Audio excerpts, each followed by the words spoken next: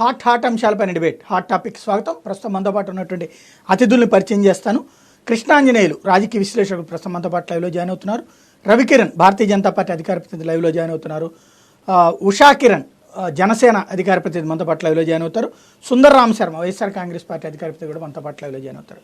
ఈవేళ రెండు కీలకమైనటువంటి అంశాలు. ఒకవైపున జనం దగ్గరికి వెళ్తున్నటువంటి వైఎస్ఆర్ కాంగ్రెస్ పార్టీ ఒక బుక్లెట్ ఇస్తోంది. అది ప్రతి ఇంటికి కూడా ఒక ఏమేమి సంక్షేమాలు అందినాయి అన్నటువంటిది. అక్కడ ఇంకా సంక్షేమాలు కావాలంటున్నటువంటి ప్రజల కాన్సెప్ట్ ఒకటైతే, ఇంటింటికి వెళ్తే నిలదీస్తున్నారు అన్నటువంటిది మరోవైపున విపక్షాలు వేస్తున్నటువంటి ప్రశ్న. రెండవ వైపున వచ్చేటప్పటికి పొత్తుల అంశం ప్రధానమైనటువంటి భూమిక మరొకసారి తెర మీదకి వచ్చింది. ఎందుకు అంటే మొన్నటిదాకా పొత్తుకి సిద్ధమనటం, జనసేనకి సందేశాలు ఇవ్వటం, అలాగే పొత్తులకి వేళయ్యిందని ప్రకటించడం, ఆ తర్వాత పొత్తులకి సంబంధించి త్యాగాలకి సిద్ధమని చెప్పి చంద్రబాబు గారు ప్రకటించడం, అంతా అయిన తర్వాత దాన్ని డైరెక్ట్గా చెప్పండి అంటూ పవన్ కళ్యాణ్ అంటాం, మరొక వైపున త్యాగం ఏం చేస్తారు అంటూ ఆయన అడగటం. ఈ నేపథ్యంలో బీజేపీతో పొత్తులకు సంబంధించినటువంటి మాటలు, దాని సందర్భంగా జరిగినటువంటి పరిణామాలు కూడా చూసాం. ఇప్పుడు కొత్త సీన్ ఏంటి అంటే, చంద్రబాబు గారు నిన్న మాట్లాడారు, మీడియాతో మాట్లాడిన సందర్భంలో పొత్తుల గురించి ఇప్పుడే కాదన్నారు. పొత్తులు లేకపోయినా గెలవగలమన్నటువంటిది, ప్రజల ఆశీర్వాదం ఉంటే గెలుస్తామన్నటువంటి కాన్సెప్ట్ చెప్పారు. ఏమిటి ఈ మాటలలోని మార్పు వెనకాల ఉన్నటువంటి ఉద్దేశం? ఈ అంశానికి సంబంధించినటువంటి చర్చ చూద్దాం. ముందుగా కృష్ణాంజనేయులు గారు, దీన్ని ఏ కోణంలో నుంచి చూడాలి? సాయి గారు నమస్తే. ప్యానల్ మెంబర్స్ అందరికి కూడా నమస్కారం. రాష్ట్రంలో పొత్తులకు సంబంధించినటువంటి రాజకీయమే కొనసాగుతూ ఉంది. 2 ఏళ్ళు ఎన్నికలు ఉన్నప్పటికీ కూడా ముందస్తు ఎన్నికలు వస్తాయనేటువంటి ఉద్దేశంతోనే రాజకీయ పార్టీలు సన్నద్ధం అవుతున్నట్టుగా కనపడుతుంది. చంద్రబాబు నాయుడు గారు నిన్న మాట్లాడినటువంటి మాటలు ఆయన పొత్తులకు సంబంధించినటువంటి విషయంలో ఒక అంశాన్ని క్లారిటీ ఇచ్చారు. ఎన్నికలకు ఒక 6 నెలల ముందు పొత్తులు అనేటువంటివి ఉంటాయి, ముందస్తుగానే ఇంత ముందుగా పొత్తులకు సంబంధించినటువంటి అంశాలు మాట్లాడటం సరైనటువంటిది కాదు అనేటువంటిది ఆయన మాట్లాడినటువంటి మాట. అదే క్రమంలో పొత్తుల ద్వారాగానే గెలుస్తామని కానీ, అది పొత్తుల ద్వారా ఓడిపోయినటువంటి సందర్భం కూడా ఉంది అనేటువంటి విషయాన్ని కూడా ఆయన గుర్తు చేశారు. 2004 అదేవిధంగా 2009కి సంబంధించినటువంటి ఎన్నికల్లో. అంటే లాభ నష్టాలు ఉన్నాయి పొత్తులకు సంబంధించినటువంటి విషయాల్లో అనే అంశాన్ని కూడా చెప్పారు. అయితే పొత్తులు అనేటువంటి అంశాల్లో దాంట్లో పొత్తు ఉన్నా లేకపోయినా ముందుకు వెళ్ళొచ్చు అనేటువంటి ఒక సంకేతాన్ని కూడా ఆయన ఇచ్చారు. దీని ద్వారాగా తెలుగుదేశం పార్టీ వైపు నుంచి వాళ్ళు చెప్పదలుచుకున్నది ఏమిటి అని అంటే, మేము పొత్తుల మీదే ఆధారపడి లేము, పొత్తులు అనేటువంటిది ఎన్నికల సమయంలో జరిగేటువంటి పరిణామాలు అనేటువంటిది చెప్పదలుచుకున్నారు. ఈ విషయంలో YSR Congress party mind game అనేటువంటిది తెలుగుదేశం పార్టీ మీద, జనసేన మీద బాగా పనిచేసిందని చెప్పుకోవాలి. ఎందుకోసం అంటే, వీళ్ళు ఎప్పుడైతే పొత్తులకు సంబంధించినటువంటి అంశాల ప్రస్తావన చేశారో అప్పటి నుంచి నేరుగా జగన్మోహన్ రెడ్డి గారే రంగంలోకి దిగి, జగన్మోహన్ రెడ్డి గారే వీటికి సంబంధించినటువంటి అంశాలు దత్తపుత్రుడు అనే మాట్లాడటం, ఇవన్నీ చేసి ఏం చేశారు అని అంటే, తెలుగుదేశం పార్టీ పొత్తులు లేకుండా గెలవలేదు అనేటువంటి విపరీతమైనటువంటి ప్రచారాన్ని ప్రజల ముందుకు తీసుకెళ్లారు. ఎక్కువ సమయం అదే అంశం మీద మాట్లాడారు. అదేవిధంగా జనసేన కూడా ఈ విధమైనటువంటి పొత్తుల ద్వారాగా పవన్ కళ్యాణ్ గారు ముఖ్యమంత్రి కాకుండా ఈ మొత్తము మద్దతు అనేటువంటిది అంతా కూడా తెలుగుదేశం పార్టీకి ఇచ్చి చంద్రబాబు నాయుడు ముఖ్యమంత్రిని చేయాలనుకుంటున్నారు అనేటువంటి విధంగా జనసేన క్యాడర్లో కొంత అయోమయం సృష్టించేటువంటి మైండ్ గేమ్ అనేటువంటిది వైఎస్ఆర్ కాంగ్రెస్ పార్టీ వైపు నుంచి జరిగింది. ఈ 2 విషయాల్లో కొంత ఖచ్చితంగా తెలుగుదేశానికి, జనసేనకి ఈ విధమైనటువంటి వైసీపీ ప్రచారం ఖచ్చితంగా నష్టం కలిగించేటువంటి ప్రచారం.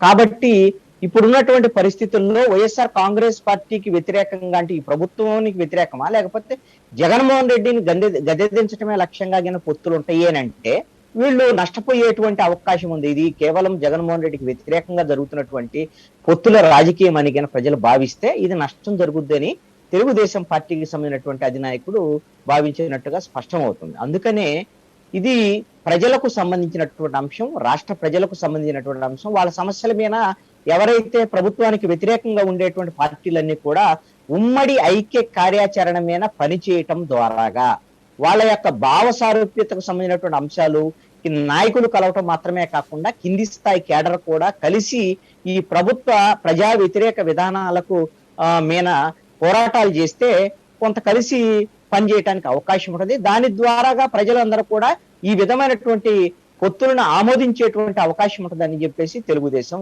భావిస్తుంది. దాంట్లో భాగంగానే దీనికి సంబంధించి ఉమ్మడి ఐక్య కార్యాచరణ కోసము దానికి ముందుకు రావాలి. వైఎస్ఆర్ కాంగ్రెస్ పార్టీకి వ్యతిరేకంగా ఉండే పార్టీలన్నీ కూడా దానికి తెలుగుదేశం పార్టీ నాయకత్వం వహిస్తుంది. ఆ విధంగా జరిగేటువంటి పోరాటాలు కానీ చంద్రబాబు నాయుడు గారు చెప్పారు. దానికి అనుగుణంగా ఈ ప్రజా వ్యతిరేక విధానాల మీద ఇప్పుడు విడివిడిగా పోరాటం చేస్తున్నారు. ఆల్రెడీ జనసేన ఇప్పుడు రైతులకు సంబంధించినటువంటి సమస్యల మీద పోరాటం చేస్తుంది.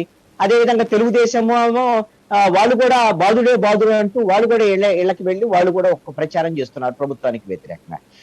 బీజేపీ కూడా వాళ్ళ వైపు నుంచి కూడా ప్రభుత్వ వ్యతిరేక విధానాల మీద వాళ్ళ వైపు నుంచి వాళ్ళు కూడా ప్రచారం చేస్తూనే ఉంటారు. ఇట్లా విడివిడిగా కాకుండా కమ్యూనిస్టులు ఈ విధమైనటువంటి చెత్త పన్ను, ఇంటి పన్ను వీటి మీద వాళ్ళు విడిగా పోరాటం చేస్తారు. వీళ్ళందరూ కలిసి ఒకే వేదిక మీదకి వచ్చి వైఎస్ఆర్ కాంగ్రెస్ పార్టీకి వ్యతిరేకంగా పోరాటాలు చెయ్యాలి అనేటువంటిది చంద్రబాబు నాయుడు గారు ఇచ్చినటువంటి ఒక పిలుపుగా నేను భావిస్తున్నాను. అంటే ఈ విధమైనటువంటి ముందు ఒక కూటమి ఏర్పాటైతే వైఎస్ఆర్ కాంగ్రెస్ పార్టీ ప్రభుత్వం మీద కొంత ఉన్నటువంటి ప్రజల్లో ఉండేటువంటి వ్యతిరేకతను మనం బలంగా తీసుకువెళ్ళవచ్చు అనేటువంటిది ఒకటి. దీని ద్వారాగానే పొత్తుల యొక్క వ్యూహాలన్నీ కూడా దాన్ని చేసుకోవచ్చు అనేటువంటిది ఒకటి. అంటే ఈ పొత్తుల విషయంలో ఏమీ తెలుగుదేశం పార్టీ వెనక తగ్గింది అనేటువంటిది అయితే నేను అనుకోవటం లేదు. తెలుగుదేశం పార్టీ అదేవిధంగా జనసేనకు సంబంధించినటువంటి విషయంలో కొంత క్లారిటీ ఉంది. బీజేపీకి సంబంధించినటువంటి విషయంలో కూడా సోమవీర్ రాజు గారు ఆయన యొక్క మాటలను మొన్న మాట్లాడినటువంటి మాటలను ఇప్పుడు మళ్ళీ కొంత సరి చేసుకున్నటువంటి పరిస్థితి కూడా ఉంది. ఆయన మొన్న ఏమన్నారంటే మాకు ప్రజలతోనే పొత్తు, మేము ప్రజలతో పొత్తుతో మేము వెళ్తాము, అవసరం అనుకుంటే జనసేనతో పొత్తు పెట్టుకుంటామని మొన్న చెప్పారు. మీ త్యాగాలు అవసరం లేదు, తెలుగుదేశంతో మాకు అసలు అవసరమే లేదని మొన్న చెప్పారు. ఇప్పుడు ఉన్నటువంటి దాంట్లో మేము జనసేనతో పొత్తుతో వెళ్తున్నాము అనేటువంటి విషయాన్ని చాలా క్లారిటీగా ఇచ్చారు. తెలుగుదేశంతో పొత్తు లేదనేటువంటి విషయాన్ని మళ్ళీ చెప్పినటువంటి పరిస్థితి. ఇది కేవలము బీజేపీకి సంబంధించినటువంటి విషయంలో నాకున్నటువంటి అవగాహన మేరకు నేను ఒక క్లారిటీ ఇవ్వదలుచుకున్నాను. ఏదైతే రాష్ట్రపతి ఎన్నికలు, ఉపరాష్ట్రపతి ఎన్నికల వరకు ఈ విధమైనటువంటి తెలుగుదేశంతో పొత్తు లేదు అనేటువంటి విషయాన్ని చాలా గట్టిగా ఆంధ్రప్రదేశ్ లో ఉండేటువంటి బీజేపీ చెప్పబోతుంది. కానీ ఆ రాష్ట్రపతి ఉపరాష్ట్రపతి ఎన్నికలు అయిపోయిన తర్వాత బీజేపీ, జనసేన, తెలుగుదేశం పార్టీకి సంబంధించినటువంటి కూటమి 2014కు సంబంధించినటువంటి ఆ విధమైనటువంటి పొత్తులు అవగాహనలతోనే 2024 ఎన్నికల్లో కూడా వెళ్ళబోతున్నారు అనేటువంటిది నాకున్నటువంటి సమాచారం. దీనికి కారణం ఏమిటి అని అంటే బీజేపీకి వైఎస్ఆర్ కాంగ్రెస్ పార్టీతో ఏ విధమైనటువంటి లోపాయికారి ఒప్పందాలు ఉన్నప్పటికీ కూడా ఎన్నికల్లో ఇద్దరు ఎట్టి పరిస్థితుల్లో కలిసి పోటీ చేయడానికి అవకాశం లేదు. ఇంకా ఏ ఒక్క పార్టీ అంటే జనసేనకు కూడా తెలుగుదేశంతో పొత్తుకెళ్ళిపోతే వాళ్ళు బీజేపీ లేదనుకోండి, సిపిఎం, సిపిఐ వాళ్ళతో కలిసి పనిచేసేటువంటి అవకాశం ఉంది. వాళ్ళకు పెద్దగా నష్టపోయేటువంటి అవకాశం లేదు. కానీ బీజేపీకి ఏ ఒక్క పార్టీ కూడా పొత్తుకు వచ్చేటువంటి అవకాశం లేదు. కాబట్టి బీజేపీ ఆంధ్రప్రదేశ్ లో ఏ కొద్దిగా బలపడాలన్నా ఏదో ఒక 3-4 ఎంపీ సీట్లు పొత్తుల ద్వారాగా, లేకపోతే ఒక 6-7 లేకపోతే ఒక 10 ఎమ్మెల్యే సీట్లు సాధించాలి అని అంటే ఖచ్చితంగా జనసేన, తెలుగుదేశం పొత్తు ద్వారాగా మాత్రమే ఆ విధంగా ఆంధ్రప్రదేశ్ సంబంధించినటువంటి వాటిల్లో రాజకీయంగా ఎదుగుదలకు అవకాశం ఉన్నటువంటి మార్గం. వైసీపీతో ఎట్టి పరిస్థితుల్లో పొత్తు పెట్టుకునేటువంటి అవకాశం లేదు. అవగాహనలు ఎన్ని ఉన్నప్పటికీ కూడా దాని ద్వారాగా ఉపయోగం లేదు. ఒకవేళ అలా పొత్తు పెట్టుకుంటే వైసీపీకి నష్టం, బీజేపీకి కూడా నష్టం. కాబట్టి ఆ విధమైనటువంటి అవకాశం లేదు. కాబట్టి పొత్తుకు అవకాశం ఉన్నటువంటిది ఒకటే, అది జనసేన. జనసేన ఎలాగో వైసీపీని ఓడించడం లక్ష్యం అనేటువంటిది పవన్ కళ్యాణ్ గారు ప్రకటించారు. ప్రభుత్వ వ్యతిరేక ఓటు చీలకూడదు అనేటువంటి దానికి ప్రయత్నం తాను భుజస్కంధాల మీద వేసుకుంటారని పవన్ కళ్యాణ్ గారు చెప్పారు. అంటే పొత్తుకి పవన్ కళ్యాణ్ గారు వెళ్ళిపోతున్నారు. చాలా క్లారిటీగా ఉంది. ఎవరితో వెళ్తారు ఏమిటి వాళ్ళ వ్యూహాలు తర్వాత వెల్లడిస్తారు. కాబట్టి బీజేపీని ఒకదాన్నే పెట్టుకొని మాత్రం పవన్ కళ్యాణ్ గారు ఉండేటువంటి అవకాశం లేదు. కాబట్టి భవిష్యత్తులో ఖచ్చితంగా ఇప్పుడు ఉండేటువంటి అవసరాలన్నీ తీరిపోయిన తర్వాత వైఎస్ఆర్ కాంగ్రెస్ పార్టీతో ఉండేటువంటి ఒక రహస్యమైనటువంటి సంబంధాలను వదిలిపెట్టి బీజేపీ ఆంధ్రప్రదేశ్ లో పొత్తులకు వెళ్లేటువంటి అవకాశం ఉంది అనేటువంటిది స్పష్టం అవుతుంది. ఇప్పటికి ఉండేటువంటి అవకాశాల మేరకు ఇప్పుడు రాజ్యసభ సభ్యత్వాలకు సంబంధించినటువంటి విషయాల్లో కూడా వైఎస్ఆర్ కాంగ్రెస్ పార్టీ మరి మొన్న రిలయన్స్ వాళ్ళకి ఒక అవకాశం ఇచ్చినా, రేపు పొద్దున ఆదాని వాళ్ళకి ఒక అవకాశం ఇచ్చినా కూడా ఇది మరి బీజేపీ యొక్క సిఫార్సుల మేరకు ఇస్తుందా, లేకపోతే ఒక వ్యాపారపరమైనటువంటి రాజకీయ పరమైనటువంటి అవసరాల కోసం వైఎస్ఆర్ కాంగ్రెస్ పార్టీ అవకాశాలు ఇస్తుందో తెలియదు. మొత్తానికైతే వీళ్ళిద్దరి మధ్య రహస్య సంబంధాలు అయితే మాత్రం కొనసాగుతున్నాయి. ఒకరికొకళ్ళు పరస్పరంగా అడిగిన అడగకపోయినా సహకరించుకుంటున్నారు. బీజేపీ వైఎస్ఆర్ కాంగ్రెస్ పార్టీ అయినటువంటిది పార్టీలు ప్రభుత్వాలుగా కూడా సహకరించుకుంటున్నాయి. కాబట్టి రానున్నటువంటి కాలంలో తెలుగుదేశము, జనసేన, బీజేపీ పొత్తులకే అవకాశాలు ఉన్నాయి అనేటువంటిది స్పష్టంగా కనపడుతుంది. అప్పటి వరకు జనసేన, తెలుగుదేశము, సిపిఎం, సిపిఐ సంబంధించినటువంటి ఉమ్మడి ఐక్య పోరాటాల వైపుగా కొన్ని ప్రయత్నాలు జరిగేటువంటి అవకాశాలు అయితే స్పష్టంగా ఉన్నాయి. ఇక్కడ ఒక చిన్న డౌటు, అంటే పవన్ కళ్యాణ్ గారు అయితే ఎమర్జెన్సీ కాన్సెప్ట్ చెప్పుకొస్తున్నారు కదా, అంటే అన్ని శక్తులు కలిసినాయని. ఆ టైపులో ఇప్పుడు ఏమైనా కమ్యూనిస్టులు, బీజేపీ అందరినీ ఒక ప్లాట్ఫామ్ మీదకి తీసుకొస్తారు, లేదంటే ముందు ఈ రూట్లో వెళ్ళి ఉద్యమాలు అందరు కలిసి చేశాక చివరిలో బీజేపీతో కలిసినప్పుడు కమ్యూనిస్టులు పక్కకి వెళ్ళిపోతారా? నాకున్నటువంటి అవగాహన మేరకైతే ఉద్యమాలైతే తెలుగుదేశము, జనసేన, సిపిఎం, సిపిఐ కలిసి ఉద్యమాలు చేస్తాయి. ఎందుకోసం అంటే వీళ్ళందరూ ఆల్రెడీ ఉద్యమాల్లో ఉన్నారు. బీజేపీ కూడా ఉద్యమాల్లో ఉన్నప్పటికీ కూడా ఈ ఉద్యమాల్లో వీళ్ళతో కలిసేటువంటి అవకాశం లేదు. కమ్యూనిస్టులు ఉన్న చోటకి బీజేపీ రాదు, బీజేపీ ఉన్న చోటకి కమ్యూనిస్టులు రారు. అలాగా బీజేపీకి తెలుగుదేశానికి వైరం కూడా ఇప్పటికీ ఉంది, వైరం ఇంకా ఏమీ పోలేదు. కాబట్టి కలిసి ఉద్యమాల్లో బీజేపీ, తెలుగుదేశం కూడా కలిసేటువంటి అవకాశం లేదు. కాబట్టి ప్రజా వ్యతిరేక విధానాల మీద ప్రభుత్వానికి వ్యతిరేకంగా తెలుగుదేశము, జనసేన, సిపిఎం, సిపిఐ అవసరం అనుకుంటే కాంగ్రెస్ పార్టీకి కూడా ఇక ఈ ఉద్యమాల్లో కలిసేటువంటి అవకాశం ఉంది అని నేను అనుకుంటున్నా. పొత్తుల విషయానికి వచ్చేసరికల్లా తెలుగుదేశము, జనసేన, బీజేపీ కలిసి పోటీ చేస్తాయి. సిపిఎం, సిపిఐ విడిగా పోటీ చేసేటువంటి అవకాశం ఉంది. కాంగ్రెస్ పార్టీ కూడా విడిగా పోటీ చేసేటువంటి అవకాశం ఉంది. ఆ విధంగా కూడా సిపిఎం, సిపిఐ విడిగా పోటీ చేసినా కూడా వాళ్ళు కూడా వైఎస్ఆర్ కాంగ్రెస్ పార్టీకి వ్యతిరేకంగా, ప్రభుత్వానికి వ్యతిరేకంగానే మాట్లాడతారు. కాబట్టి తెలుగుదేశము అదేవిధంగా జనసేనకు సంబంధించినటువంటి ఒక అవగాహన ఏమన్నా సిపిఎం, సిపిఐ అయితే ఏమైనా ఉండొచ్చేమో, సహాయ సహకారాలు ఉండొచ్చేమో అని నేను అనుకుంటున్నాను. రైట్. రవికిరణ్ గారు ఏమంటారు? సాయి గారు, ముందుగా మీకు, తోటి ప్యానలిస్టులకి, ప్రైమ్ లైన్ వీక్షకులందరికీ శుభోదయం అండి. సాయి గారు, మీరు 2 అంశాలు చర్చకు పెట్టారు. మొదటి అంశం, నిన్న ముఖ్యమంత్రి గారు మా జిల్లా పర్యటనకు వచ్చి మరి మురమల్లో మాట్లాడటం జరిగింది. దాని మీద కొన్ని విషయాలు స్పష్టత తీసుకొస్తారు. ముఖ్యమంత్రి గారు మత్స్యకార భరోసా 10,000 దాని చివరిలో మాట్లాడారు, ఎందుకంటే మళ్ళీ టాపిక్ డైవర్ట్ అవుతుంది. టాపిక్ డైవర్ట్ అవుతుంది. ముందు దీన్ని కంక్లూడ్ చేసి దానికి వెళ్దాం. 2 అంశాలు ఉంది, అందుకే అది చర్చిద్దాం, తప్పకుండా చివరిలో చర్చిద్దాం దీని తర్వాత. ఓకే, సరే. పొత్తుల మీద రాష్ట్రంలో ఒక ప్రణాళికాబద్ధంగా టీడీపీ, వైసీపీ పార్టీలు లాలూచీ పడి బీజేపీ, జనసేన ఒక ప్రత్యామ్నాయంగా ఎదగకుండా ఏ రకంగా అయితే గతంలో తల్లి కాంగ్రెస్ టీఆర్పీని మింగేసిందో ఆ రకంగానే పిల్ల కాంగ్రెస్, టీడీపీ కలిసి జనసేనను మింగేసే ఓ పెద్ద మైండ్ గేమ్, ఓ పెద్ద ప్రణాళిక, కుట్ర అన్నారని చెప్పి నేనైతే భావిస్తున్నాను. ఎందుకంటే 2019 ఎన్నికలకు ముందు జనసేన, కమ్యూనిస్టు, సిపిఐ, సిపిఎంలు, బిఎస్పీలు ఈ 4 పార్టీలు ఒక మహాకూటమిగా వాళ్ళు వెళ్ళారు ఎన్నికలకి. మేము విడిగా వెళ్ళాం, టీడీపీ విడిగా వెళ్ళింది, వైసీపీ విడిగా వెళ్ళింది. ఆ రోజు వైసీపీ చేసినటువంటి ప్రచారం ఏంటి? టీడీపీ, జనసేన ఒకటే, వీళ్ళిద్దరూ ఒకే తాను మొక్కలు అని చాలా దిగ్విజయంగా ప్రచారం చేశారు. అలాగే టీడీపీ చేసిన ప్రచారం ఏంటి? వైసీపీ, బీజేపీ ఒకటే, వీళ్ళిద్దరూ హ్యాండ్ ఇన్ గ్లోవ్గా వెళ్తారని ప్రచారం చేశారు. ఎవరి కాళ్ళు మాత్రం దాన్ని మళ్ళీ సమర్థించుకున్నారు. టీడీపీ ఎప్పుడు మేము జనసేనతో వెళ్ళలేదు అని అంటారు, మళ్ళీ ఆ జనసేనతో ఉన్నామని అంటారు. వైసీపీ కూడా నర్మగంగానే అంటారు. దేంటి కారణం? వాళ్ళ రాజకీయ లబ్ధి కోసం ఆ యొక్క ప్రణాళికని సక్సెస్ఫుల్ గా ఇంప్లిమెంట్ చేసి మా పార్టీలకు, జనసేనకు కానీ బీజేపీకి కానీ రావాల్సిన పర్సంటేజ్ ఆఫ్ ఓట్స్ కానీ సీట్స్ కానీ రాకుండా వీళ్ళిద్దరూ పవర్ షేరింగ్ లోనే మేమే ఉండాలి అనే ప్రణాళిక ఏదైతే చేశారో అది సక్సెస్ఫుల్ గా అమలు చేశారు సాయి గారు. ఈరోజు రాష్ట్రంలో ఆ యొక్క ప్రణాళికని కొనసాగింపుగానే జరుగుతుంది, ఇంకా తీవ్ర స్థాయిలో. ఎందుకంటే 2019 ఎన్నికలు అయిపోయినాక 6 నెలల తర్వాత బీజేపీ, జనసేన ఒక అవగాహనకు వచ్చి, పవన్ కళ్యాణ్ గారు కూడా ఢిల్లీకి వెళ్ళి మాట్లాడుకొని ఆ తర్వాత విజయవాడకు వచ్చి ప్రెస్ మీట్ పెట్టి మా మధ్య కమ్యూనికేషన్ గ్యాప్ ఉంది. మాకు భావ సారూప్యత, మా భావజాలం ఒకటే. రెండు పార్టీల యొక్క భావజాలం ఒకటే. అవినీతి రహిత పాలన, నిజాయితీ అయిన పాలన ఇవ్వాలి.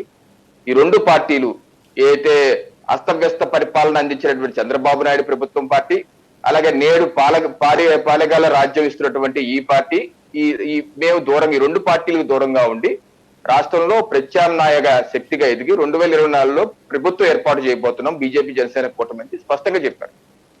ఆ చెప్పినప్పటి నుంచి చూస్తుంటే ఒక కరోనా కాలం వచ్చింది, కొంత రాజకీయాల స్తబ్దత వచ్చింది. గత సంవత్సరం కాలంగా మీరు చూడండి సాయి గారు, ఒక సంవత్సరం కాలంగా ఒక ప్రణాళికాబద్ధంగా రాష్ట్రంలో మూడో ప్రత్యామ్నాయం రాకుండా ఒక మైండ్ గేమ్. టీడీపీ పాలిట్ బ్యూరో సభ్యులు కానీ నాయకులు కానీ ఏమంటారు, ఇదిగో మేము జనసేనతో, వాళ్ళ పవన్ కళ్యాణ్ గారి పోస్టులు కూడా వారి యొక్క టీడీపీ పోస్టులో ఫోటో కూడా పోస్టులో వేసుకుంటారు, జెండాలు కట్టుకుని తిరుగుతారు. కింద జనసేన కార్యకర్తలను కొంతమంది లోపరుచుకుంటూ ఏదో చేశారు. వాళ్ళు పాలిట్ బ్యూరో సభ్యులు కూడా ఏమంటారు, మేము జనసేన ఒకటే, కమ్యూనిస్ట్ తో కూడా కలిసి వెళ్తాం అని చెప్పి పిల్లలు వదులుతారు. అలాగే ఆ పార్టీ అధ్యక్షులు చంద్రబాబు నాయుడు గారు కూడా ఆ వన్ సైడ్ లవ్ ఉందని ప్రపోజల్ పెడతారు. ఇదే సందర్భంలో వైసీపీ పార్టీ ఏమంటుంది, ఇదిగో మేము చెప్పాం కదా మీరిద్దరూ ఒకటే, ఇదిగో మీరిద్దరూ ఒకవేళ జనసేన బీజేపీతో ఉన్నప్పటికీ దత్తపుత్రులుగానే కొనసాగుతున్నారు, ఏ రకం గతంలో చేశారు అదే చేశారని చెప్పి ఎస్టాబ్లిష్ చేసే ప్రయత్నం చేస్తారు. టీడీపీ జనసేన మాతోనే ఉంటారు, మేమే కలిసి వెళ్తాం అంటారు. అలాగే టీడీపీ మరొకటి ఏమంటది, జనసేన భారతీయ జనతా పార్టీ మాతో రావాలి అంటారు. మాతో రాకపోతే కనుక ఇప్పుడు మన కృష్ణాంజలి గారు చెప్తున్న ఇదేంటంటే, బీజేపీ వైసీపీ కలిసి ఉన్నారు, వాళ్ళిద్దరు సహకరించుకుంటున్నారు, రాజ్యసభ ఎన్నికల తర్వాత వచ్చే అవకాశం ఉంది అంటే ఒక డోర్ ఓపెన్ చేస్తారు.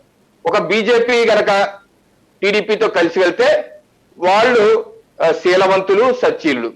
ఒకవేళ మేము ఎవరితో కలిసి వెళ్ళామంటే, ఇదిగో వీళ్ళు కుమ్మక్క రాజకీయాలు, వైసీపీతో కలిసిపోయారు కాబట్టి వీళ్ళు ఇలాగే చేస్తున్నారు అంటే, అటు జనసేనని, ఒకవేళ జనసేన టీడీపీతో కలిసి వెళ్ళింది అనుకోండి, వైసీపీ ఏమంటుంది ఫైనల్ గా, ఇదిగో మేము చెప్పాం కదా ముందు నుంచి వాళ్ళిద్దరూ ఒకటే అని. సో ఒక రకమైనటువంటి మైండ్ గేమ్ ఈ రెండు టీడీపీ వైసీపీలు ఆడుతూ మూడో ప్రత్యామ్నాయం లేకుండా ఒక బలవంతమైనటువంటి మానభంగం చేసే విధంగా ఈ బీజేపీ జనసేనని బలవంతంగా ఏదో రకంగా మిమ్మల్ని మీరు ఉంటే అటుండండి, లేకపోతే ఇటుండండి, మధ్యలో ఉండి మేము ప్రత్యామ్నాయ ప్రభుత్వం ఏర్పాటు చేయటాకంటే వీలు లేదు, మా యొక్క ఆధిపత్యం కొనసాగించవలసిందే. మేము రెండు పార్టీలు వేరైనా, జెండాలు వేరైనా, ఎజెండా మాత్రం ఒకటే, మేమిద్దరం దోచుకుంటాం, నిజాయితీ పరిపాలన రాష్ట్రంలో మూడో ప్రత్యామ్నాయం రావడానికి వీలు లేదు అన్న మైండ్ గేమ్, అన్న ట్రాప్ వీరిద్దరు కలిసి ఆడుతున్నారు. లేకపోతే ఇప్పుడు పొత్తుల గురించి ఎందుకంటే డిస్కషన్, ఎందుకని చంద్రబాబు నాయుడు గారు జనవరి మాసంలో ఇదే కుప్పంలో జనవరి మాసంలో వెళ్తారు, వెళ్ళి వన్ సైడ్ లో అంటారు. నెక్స్ట్ డే అడిగితే పొత్తు నెక్స్ట్ డేనే అడిగారు, జనవరి 7వ తారీఖు 8వ తారీఖు అడిగారు. అంటే పొత్తుల వల్ల ఈ సీట్లు వచ్చేస్తాయి లేదా ఓట్లు వచ్చేస్తాయని కాదు, ప్రజలు ఇష్టపడాలి కదా అంటారు. మళ్ళీ ఇంకో 3 నెలల తర్వాత ఆయన మళ్ళీ 3 రోజులు ఉంటారు కుప్పంలో, మళ్ళీ ఇంకోటి ఏదో అంటారు, మళ్ళీ అంటే ప్రజల్ని కన్ఫ్యూజ్ చేసి జనసేన బీజేపీ ఓటర్ని కన్ఫ్యూజ్ చేయాలి. రాష్ట్రంలో న్యూట్రల్ గా ఉన్నటువంటి 20-30% లేకపోతే 25% ఓటర్లని కన్ఫ్యూజ్ చేయాలి.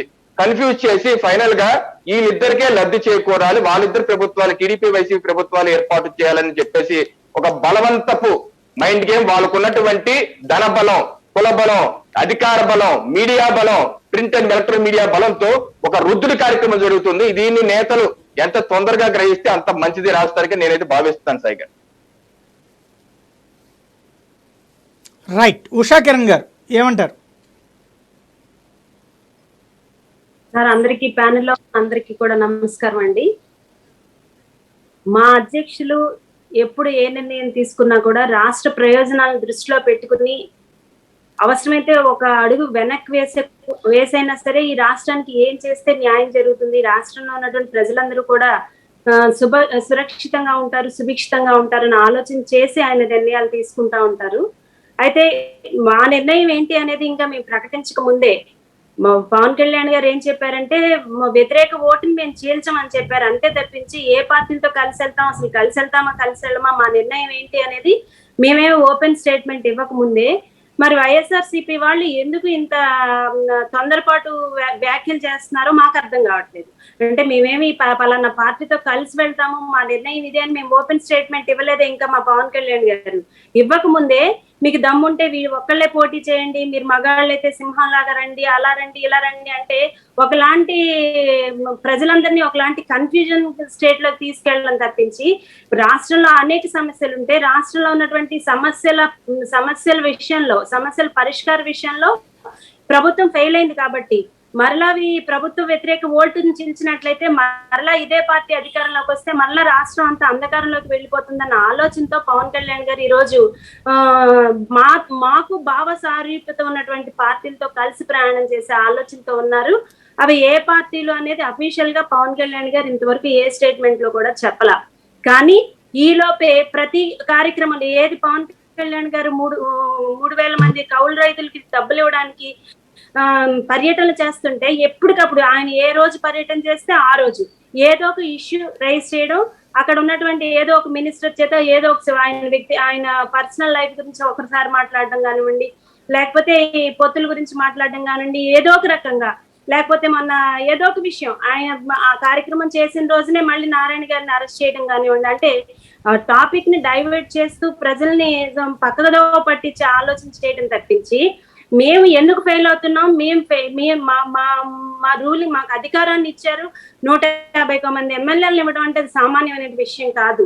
ఆ రోజు మీరు రాజన్న రాజ్యం తీసుకొస్తానని చెప్తే నిజంగా రాజన్న రాజ్యం వస్తుందేమోనని ప్రజలందరూ కూడా అపోహపడి ఈ రోజు మీకు ఒక అవకాశం కల్పిస్తే మీరు మళ్ళీ మీకు అంత ధైర్యం ఉంటే మళ్ళీ మేమే అధికారంలోకి వస్తామనే దమ్ము ధైర్యం మీకు ఉంటే పవన్ కళ్యాణ్ గారు లాంటి వ్యక్తి గురించి ప్రతిసారి విమర్శలు చేయడం, ఆయన ఆర్థిక మూలాలను దెబ్బకొట్టే ఆలోచన చేయడం, కేవలం ఆయన సినిమా రిలీజ్ రోజు మాత్రమే మీకు దిగువ మధ్య తరగతి వాళ్ళు సామాన్య ప్రజలు గుర్తొస్తారు తప్పించి మిగిలిన ఏ యాక్టర్ సినిమాలకైనా కూడా మళ్ళీ మీరు వదిలేస్తారు. అంటే మీరు చేస్తున్నటువంటి కుళ్ళు కుతంత్రాలు ప్రజలందరూ కూడా తప్పనిసరిగా గమనిస్తూనే ఉన్నారు. మేము ఏ పార్టీల వాళ్ళకైనా ఒకటే చెప్పదలుచుకున్నాం, వైఎస్ఆర్ కాంగ్రెస్ పార్టీ వాళ్ళు కానివ్వండి, మిగిలిన పార్టీల వాళ్ళకి కూడా చెప్పదలుచుకుంది ఏంటంటే పవన్ కళ్యాణ్ గారికి ఏదో బలం లేకపోతే ఇంకో పార్టీకి ఒక బలం లేదా ఇంకో పార్టీకి బలం లేక కలుద్దామన్న ఆలోచన కాదు. కానీ ఈ ప్రజా వ్యతిరేక ఓటును చీల్చినట్లయితే ఇప్పుడైతే ఏ రకంగా అయితే నవరత్నాలను రోడ్ల మీద పారబోస్తున్నారో మళ్ళీ అధికారం అప్పచెప్తే మళ్ళీ అధికారంలోకి వచ్చి ఈ రాష్ట్రాన్ని ఇంకొక 25 సంవత్సరాలు వెనక్కి తీసుకువెళ్ళిపోతారు. కాబట్టి అలా కాకుండా రాష్ట్రాన్ని కాపాడుకునే ప్రయత్నం చేస్తున్నాం. అలా అని అన్ని విషయాల్లో కూడా అందరి ఒకే అభిప్రాయాలు ఉండాల్సిన అవసరం లేదు. ఎవరి అభిప్రాయాలు వాళ్ళయి, ఎవరి సిద్ధాంతాలు వాళ్ళయి, ఎవరి పద్ధతులు వాళ్ళయి. కాకపోతే ప్రజలందరికీ కూడా ఆమోదయోగ్యమైన పరిపాలన తీసుకొచ్చే క్రమంలో పవన్ కళ్యాణ్ గారిని ముందుంచి నడిపిస్తారన్న ఆలోచన చేసినట్లయితేనే మరి జనసేన పార్టీకి సంబంధించిన వాళ్ళందరూ కూడా యాక్సెప్ట్ చేసేటటువంటి పరిస్థితి. అంతే తప్పించి ఎవరో డైరెక్షన్ లో నడవాల్సినటువంటి అవసరం పవన్ కళ్యాణ్ గారికి లేదు. ప్రతిసారి కూడా ఏ కార్యక్రమం జరుగుతున్నా కూడా దత్తపుత్రుడు ఒకటే చెప్పారు పవన్ కళ్యాణ్ గారు, నన్ను దత్తపుత్రుడు అన్న వెంటనే మిమ్మల్ని సిబిఐ దత్తపుత్రుడు అనాల్సి ఉంటుంది అనేసి. అంటే ప్రతిసారి కూడా వ్యంగ్యంగా లేకపోతే రెచ్చగొట్టే విధంగా పవన్ కళ్యాణ్ గారిని కామెంట్ చేయడం తప్పించి మీరు రాష్ట్రంలో ఎన్ని సమస్యలు ఉంటే ఈ సమస్యలన్నీ గాలికి వదిలేస్తున్నారు. ఈ రోజు మీరు అధికారంలోకి వచ్చిన తర్వాత ఎప్పుడు లేనంత వైలెన్స్ మన రాష్ట్రంలో, దేశంలో మొదటి స్థానంలో ఆడపిల్లల మీద అఘాయిత్యాలు చేసే విషయంలో రాష్ట్రం మొదటి స్థానంలోకి వెళ్ళిపోయిందంటే మీ పరిపాలన ఎంత దుర్మార్గ పరిపాలనగా తయారైంది, ఎంత ధృతరాష్ట్ర పరిపాలనగా తయారైంది అనేది ఒకసారి ఆలోచించుకోవాల్సినటువంటి పరిస్థితి. అనేక సమస్యలు ఉన్నాయి. కరెంట్ ఛార్జెస్ పెంచేశారు, ఆర్టీసీ ఛార్జీలు పెంచేశారు, ఒక పక్కన చెత్త పన్ను పెంచేశారు, ఇంటి పన్ను అంటున్నారు, ఆస్తి పన్ను అంటున్నారు. ఈ సమస్యల పరిష్కారం గురించి ఆలోచించకుండా ఎంతసేపు పవన్ కళ్యాణ్ గారి గురించి, పవన్ కళ్యాణ్ గారి పొత్తుల గురించి, పవన్ కళ్యాణ్ గారు ఎటువైపు వెళ్తారు, పవన్ కళ్యాణ్ గారిని ఏం కామెంట్ చేయాలి, ఎలా డిగ్రేడ్ చేయాలన్న ఆలోచన మానేసి రాష్ట్ర అభివృద్ధి గురించి కనీసం 2 సంవత్సరాలన్న ప్రయత్నం చేస్తే మరలా రేపు మీకేమన్నా ప్రజలు కనీసం కొన్ని సీట్లన్నా ఇచ్చి మిమ్మల్ని ఆదుకునేటటువంటి పరిస్థితి. అది గమనించాల్సిన అవసరం వైఎస్ఆర్ కాంగ్రెస్ పార్టీకి ఉంది. సుందరరామ్ శర్మ గారు, రైట్.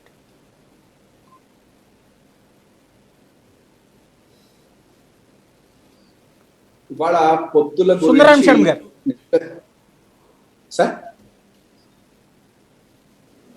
సార్ ఏంటంటే చెప్పండి వినబడుతుంది, చెప్పండి. ఇవాళ పొత్తుల గురించి మనం కంటే కూడా ఎక్కువగా అందరూ మాట్లాడుతున్నారు. ఇవాళ వైఎస్ఆర్ సిపికి ఎవరెవరితో కలిసి వెళ్ళినా ఎవరెవరితోటి విడిపోయినా వచ్చినటువంటి లాభం ఏమీ లేదు, నష్టం ఏమీ లేదు.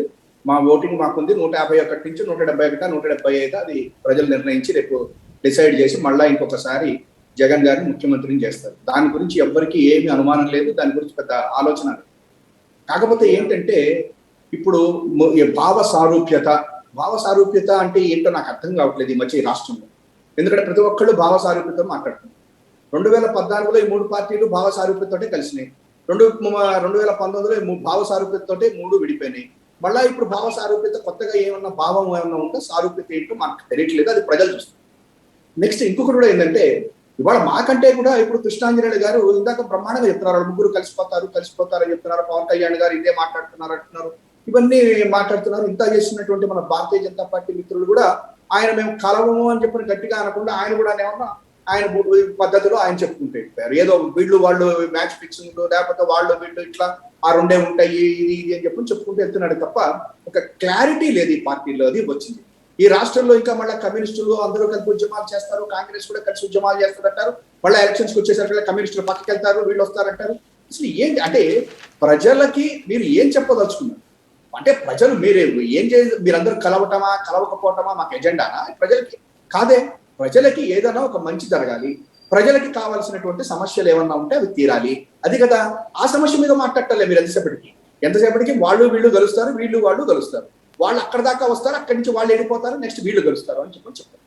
నెక్స్ట్ ఇవాళ రోజున ముఖ్యంగా సాయి గారు నాకు నిన్న అనిపించింది ఏంటంటే, సరే ఇది ఎప్పుడు రెగ్యులర్ గా మనకు ఉండేటువంటిదే.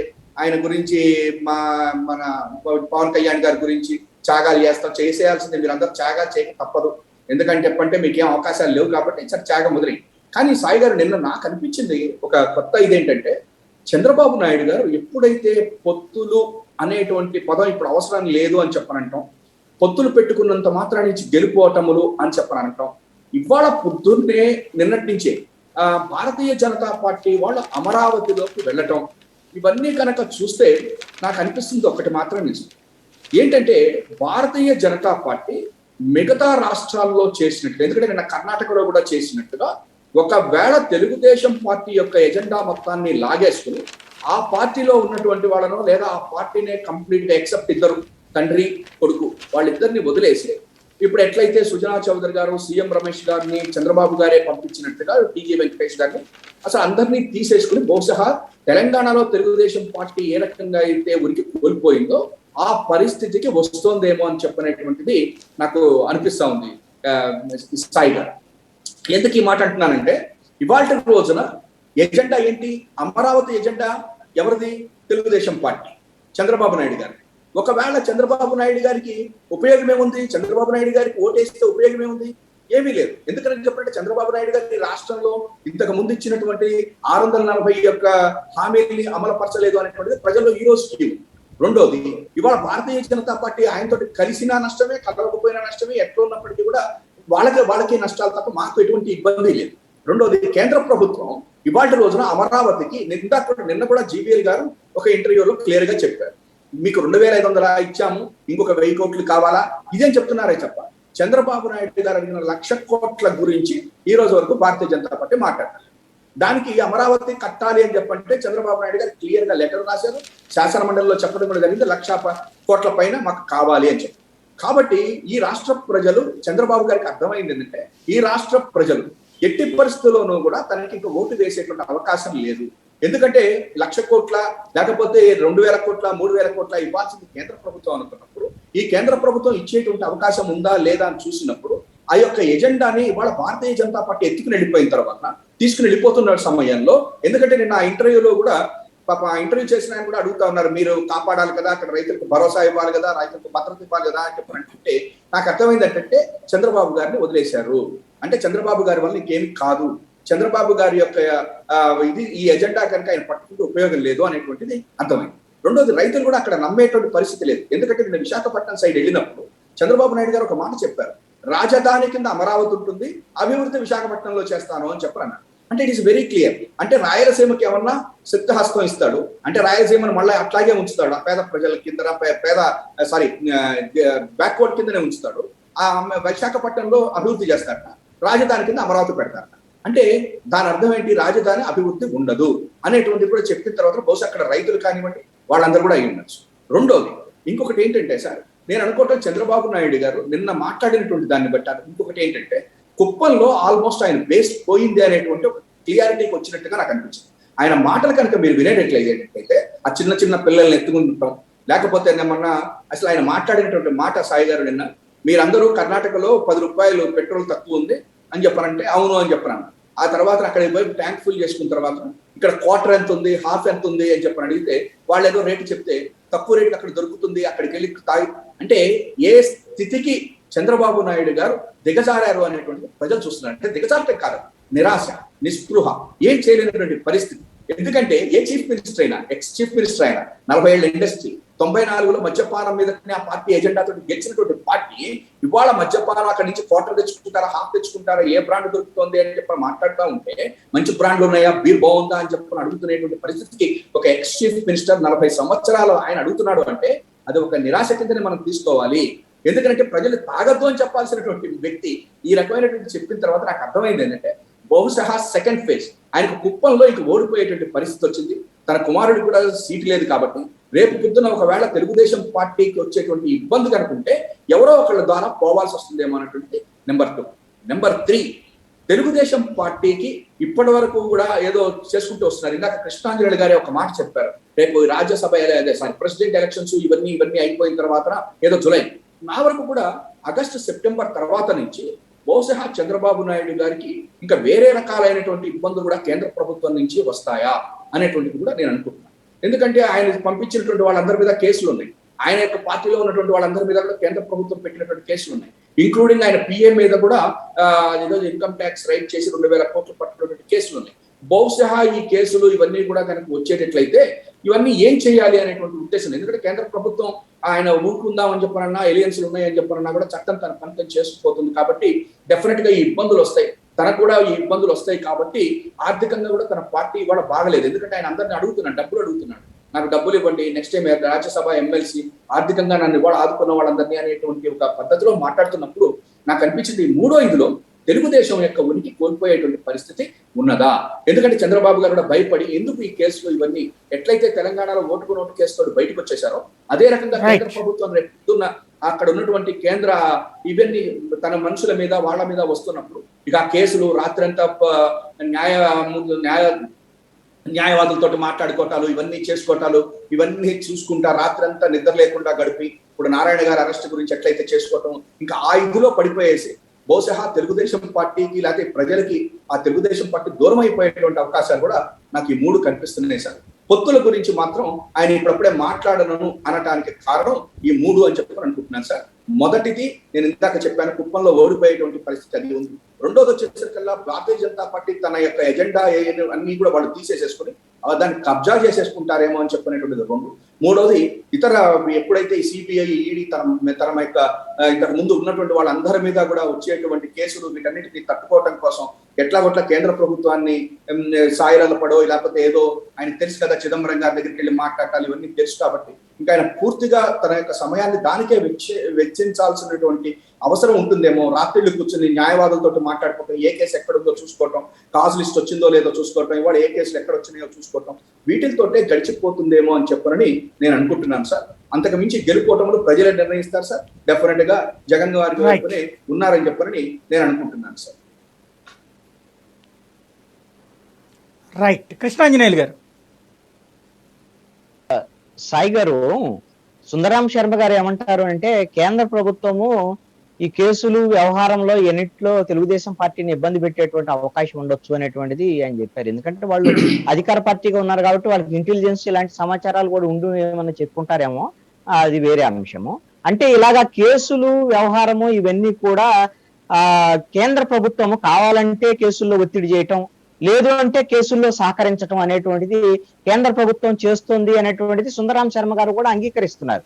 ఇప్పుడు వైఎస్ఆర్ కాంగ్రెస్ పార్టీతో బీజేపీ రహస్య సంబంధాలకు కూడా మరి అదే కారణం అనేటువంటిది మరి సుందరాం శర్మ గారు అంగీకరిస్తారా లేదనేటువంటిది మరి ఆయనే చెప్పాలి. ఆయన ఒక రకంగా అంగీకరించారు, కేంద్రం ఇలాగా అవసరమైనప్పుడు చేస్తుంది, అవసరం లేనప్పుడు వాళ్ళతో సహకరించేటువంటి విధంగా చేస్తాను. అదే విధంగా కర్ణాటకలో పెట్రోల్ Right. అదే విధంగా మద్యం సంబంధించినటువంటి విషయాల మీద మాట్లాడుతున్నారు. నిజమే కదా, ప్రజలందరికీ తెలిసినటువంటి విషయమే. అక్కడ పెట్రోల్ తక్కువ ఉంది, మద్యం కూడా తక్కువ ఉంది. కాబట్టి అదే విషయాలు మాట్లాడారు. అవనండి చెప్పు.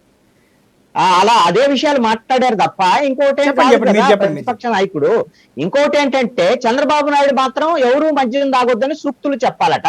వైఎస్ఆర్ కాంగ్రెస్ పార్టీ మాత్రం అందరూ మద్యం తాగండి అని, ఫ్రూట్ గా తాగండి, మాకు ఆదాయం తెచ్చిపెట్టండి అని చెప్పేసి వైఎస్ఆర్ కాంగ్రెస్ పార్టీ ప్రభుత్వం మాత్రం చెప్పిద్దట. ఇది మరి ఎవరు బాధ్యత? మేము దశల వారీ మద్య నిషేధం చేస్తామన్నటువంటి జగన్మోహన్ రెడ్డి గారు దశల వారీ మద్య నిషేధం వదిలిపెట్టి ఏడాదికి ఇప్పుడు 16,500 కోట్ల రూపాయల ఆదాయం కోసం ఇప్పుడు దాన్ని పాకులాడుతూ ప్రజలందరినీ తాగించేటువంటి ప్రయత్నం చేస్తున్నారు. ఈ విధమైనటువంటి 20 సంవత్సరాలు ఆదాయాన్ని చూపించి మళ్ళీ అప్పులు తెచ్చేటువంటి ప్రయత్నం చేస్తున్నారు. ఇదంతా కూడా మరి వాళ్ళు చేస్తున్నప్పుడు ఖచ్చితంగా మాట్లాడతారు కదా ప్రతిపక్షం ఉన్నటువంటి వాళ్ళు. ఇంకొకటి ఏమంటారంటే సుందరరాం శర్మ గారు, అసలు ఎవరితో పొత్తులు పెట్టుకుంటే మాకేమండి, మాకేం భయం లేదని అంటారు. మరి ఏ భయం లేకపోతే అచ్చం పొత్తుల గురించి వాటి గురించే కదా ఇప్పుడు మీ ముఖ్యమంత్రి గారు నేరుగా రంగంలో దిగారు కదా. ఇప్పటి వరకు మొన్నటిదాకా ఏం మాట్లాడలా ముఖ్యమంత్రి గారు, ఎక్కడా బయటికి రాలేదు. ఇప్పుడు బయటకు వస్తున్నాడు, వివిధ పథకాల పేరుతో వస్తున్నాడు. పథకాల విషయం కన్నా కూడా ఈ రోజున విమర్శల మీద, పొత్తుల మీద విమర్శల మీద, పవన్ కళ్యాణ్ గారి దత్తపుత్రుడు అనేటువంటి దాని మీద, తెలుగుదేశం పార్టీ సంబంధించినటువంటి పొత్తులకు సంబంధించినటువంటి వ్యవహారం మీద, అదే విధంగా కొన్ని మీడియా సంబంధించినటువంటి దుష్ట చతుష్టయం అనేటువంటి దాని మీద ఎక్కువ మాట్లాడుతున్నారు. అంటే జగన్మోహన్ రెడ్డి గారు మాట్లాడేటువంటి మాటలు వైఎస్ఆర్ కాంగ్రెస్ పార్టీ భయాన్ని చాలా స్పష్టంగా కనిపించేటువంటి విధంగా ఈ రోజున కనపడుతుంది. అందుకనే మేము సింగిల్ గా వస్తాం, సింహం సింగిల్ గా వస్తాం, మీరు కూడా సింగిల్ గా రండి అనేటువంటి విధంగా పదే పదే చెప్తున్నారంటే వాళ్ళందరూ కలిస్తే ఖచ్చితంగా ఇది వైఎస్ఆర్ కాంగ్రెస్ పార్టీకి ఓటమికి దారి తీసేటువంటి పరిస్థితులు ఉన్నాయని వైఎస్ఆర్ కాంగ్రెస్ పార్టీ భావిస్తుంది. కాబట్టే ఈ రోజున ఆ విధంగా తెలుగుదేశం గురించి జనసేన గురించి మాట్లాడేటువంటి పరిస్థితి అయితే ఉంది. అయితే ఇక్కడ రవికిరణ్ గారు ఒక మాట అన్నారు, తృతీయ ప్రత్యామ్నాయం వచ్చేటువంటి దాన్ని ఇక్కడ వైఎస్ఆర్ కాంగ్రెస్ పార్టీ తెలుగుదేశం కలిసి దాన్ని చంపేస్తున్నాయని. నిజం, దాన్ని నేను కూడా అంగీకరిస్తాను, రవికిరణ్ గారి మాటలతో నేను అంగీకరిస్తాను. కానీ తృతీయ ప్రత్యామ్నాయాన్ని ఏర్పాటు చేయగలిగినటువంటి స్థితి బీజేపీకి లేదు. ఎవరికి ఉంది ఆ విధమైనటువంటి స్థితి? జనసేనకు ఉంది. ఆంధ్రప్రదేశ్ లో తృతీయ ప్రత్యామ్నాయం ఏర్పాటు చేయగలిగినటువంటి స్థితి జనసేనకు ఉంది. అయితే జనసేన ఈ రోజున జనసేన అధినాయకుడు పవన్ కళ్యాణ్ గారు ఈ రాష్ట్రాన్ని కాపాడాలన్నా ఇప్పుడున్నటువంటి పరిస్థితుల్లో రేపొద్దున అప్పులో భూమిలోకి పోయి రాష్ట్రం భవిష్యత్ అంతా నాశనం అంధకారమైనటువంటి పరిస్థితి ఉంది. కాబట్టి ఈ రాష్ట్రాన్ని కాపాడాలి అని అంటే వైఎస్ఆర్ కాంగ్రెస్ పార్టీ అనేటువంటి దాన్ని వచ్చే ఎన్నికల్లో గద్దె దించడం అనేటువంటిది పవన్ కళ్యాణ్ గారు తీసుకున్నటువంటి లక్ష్యం.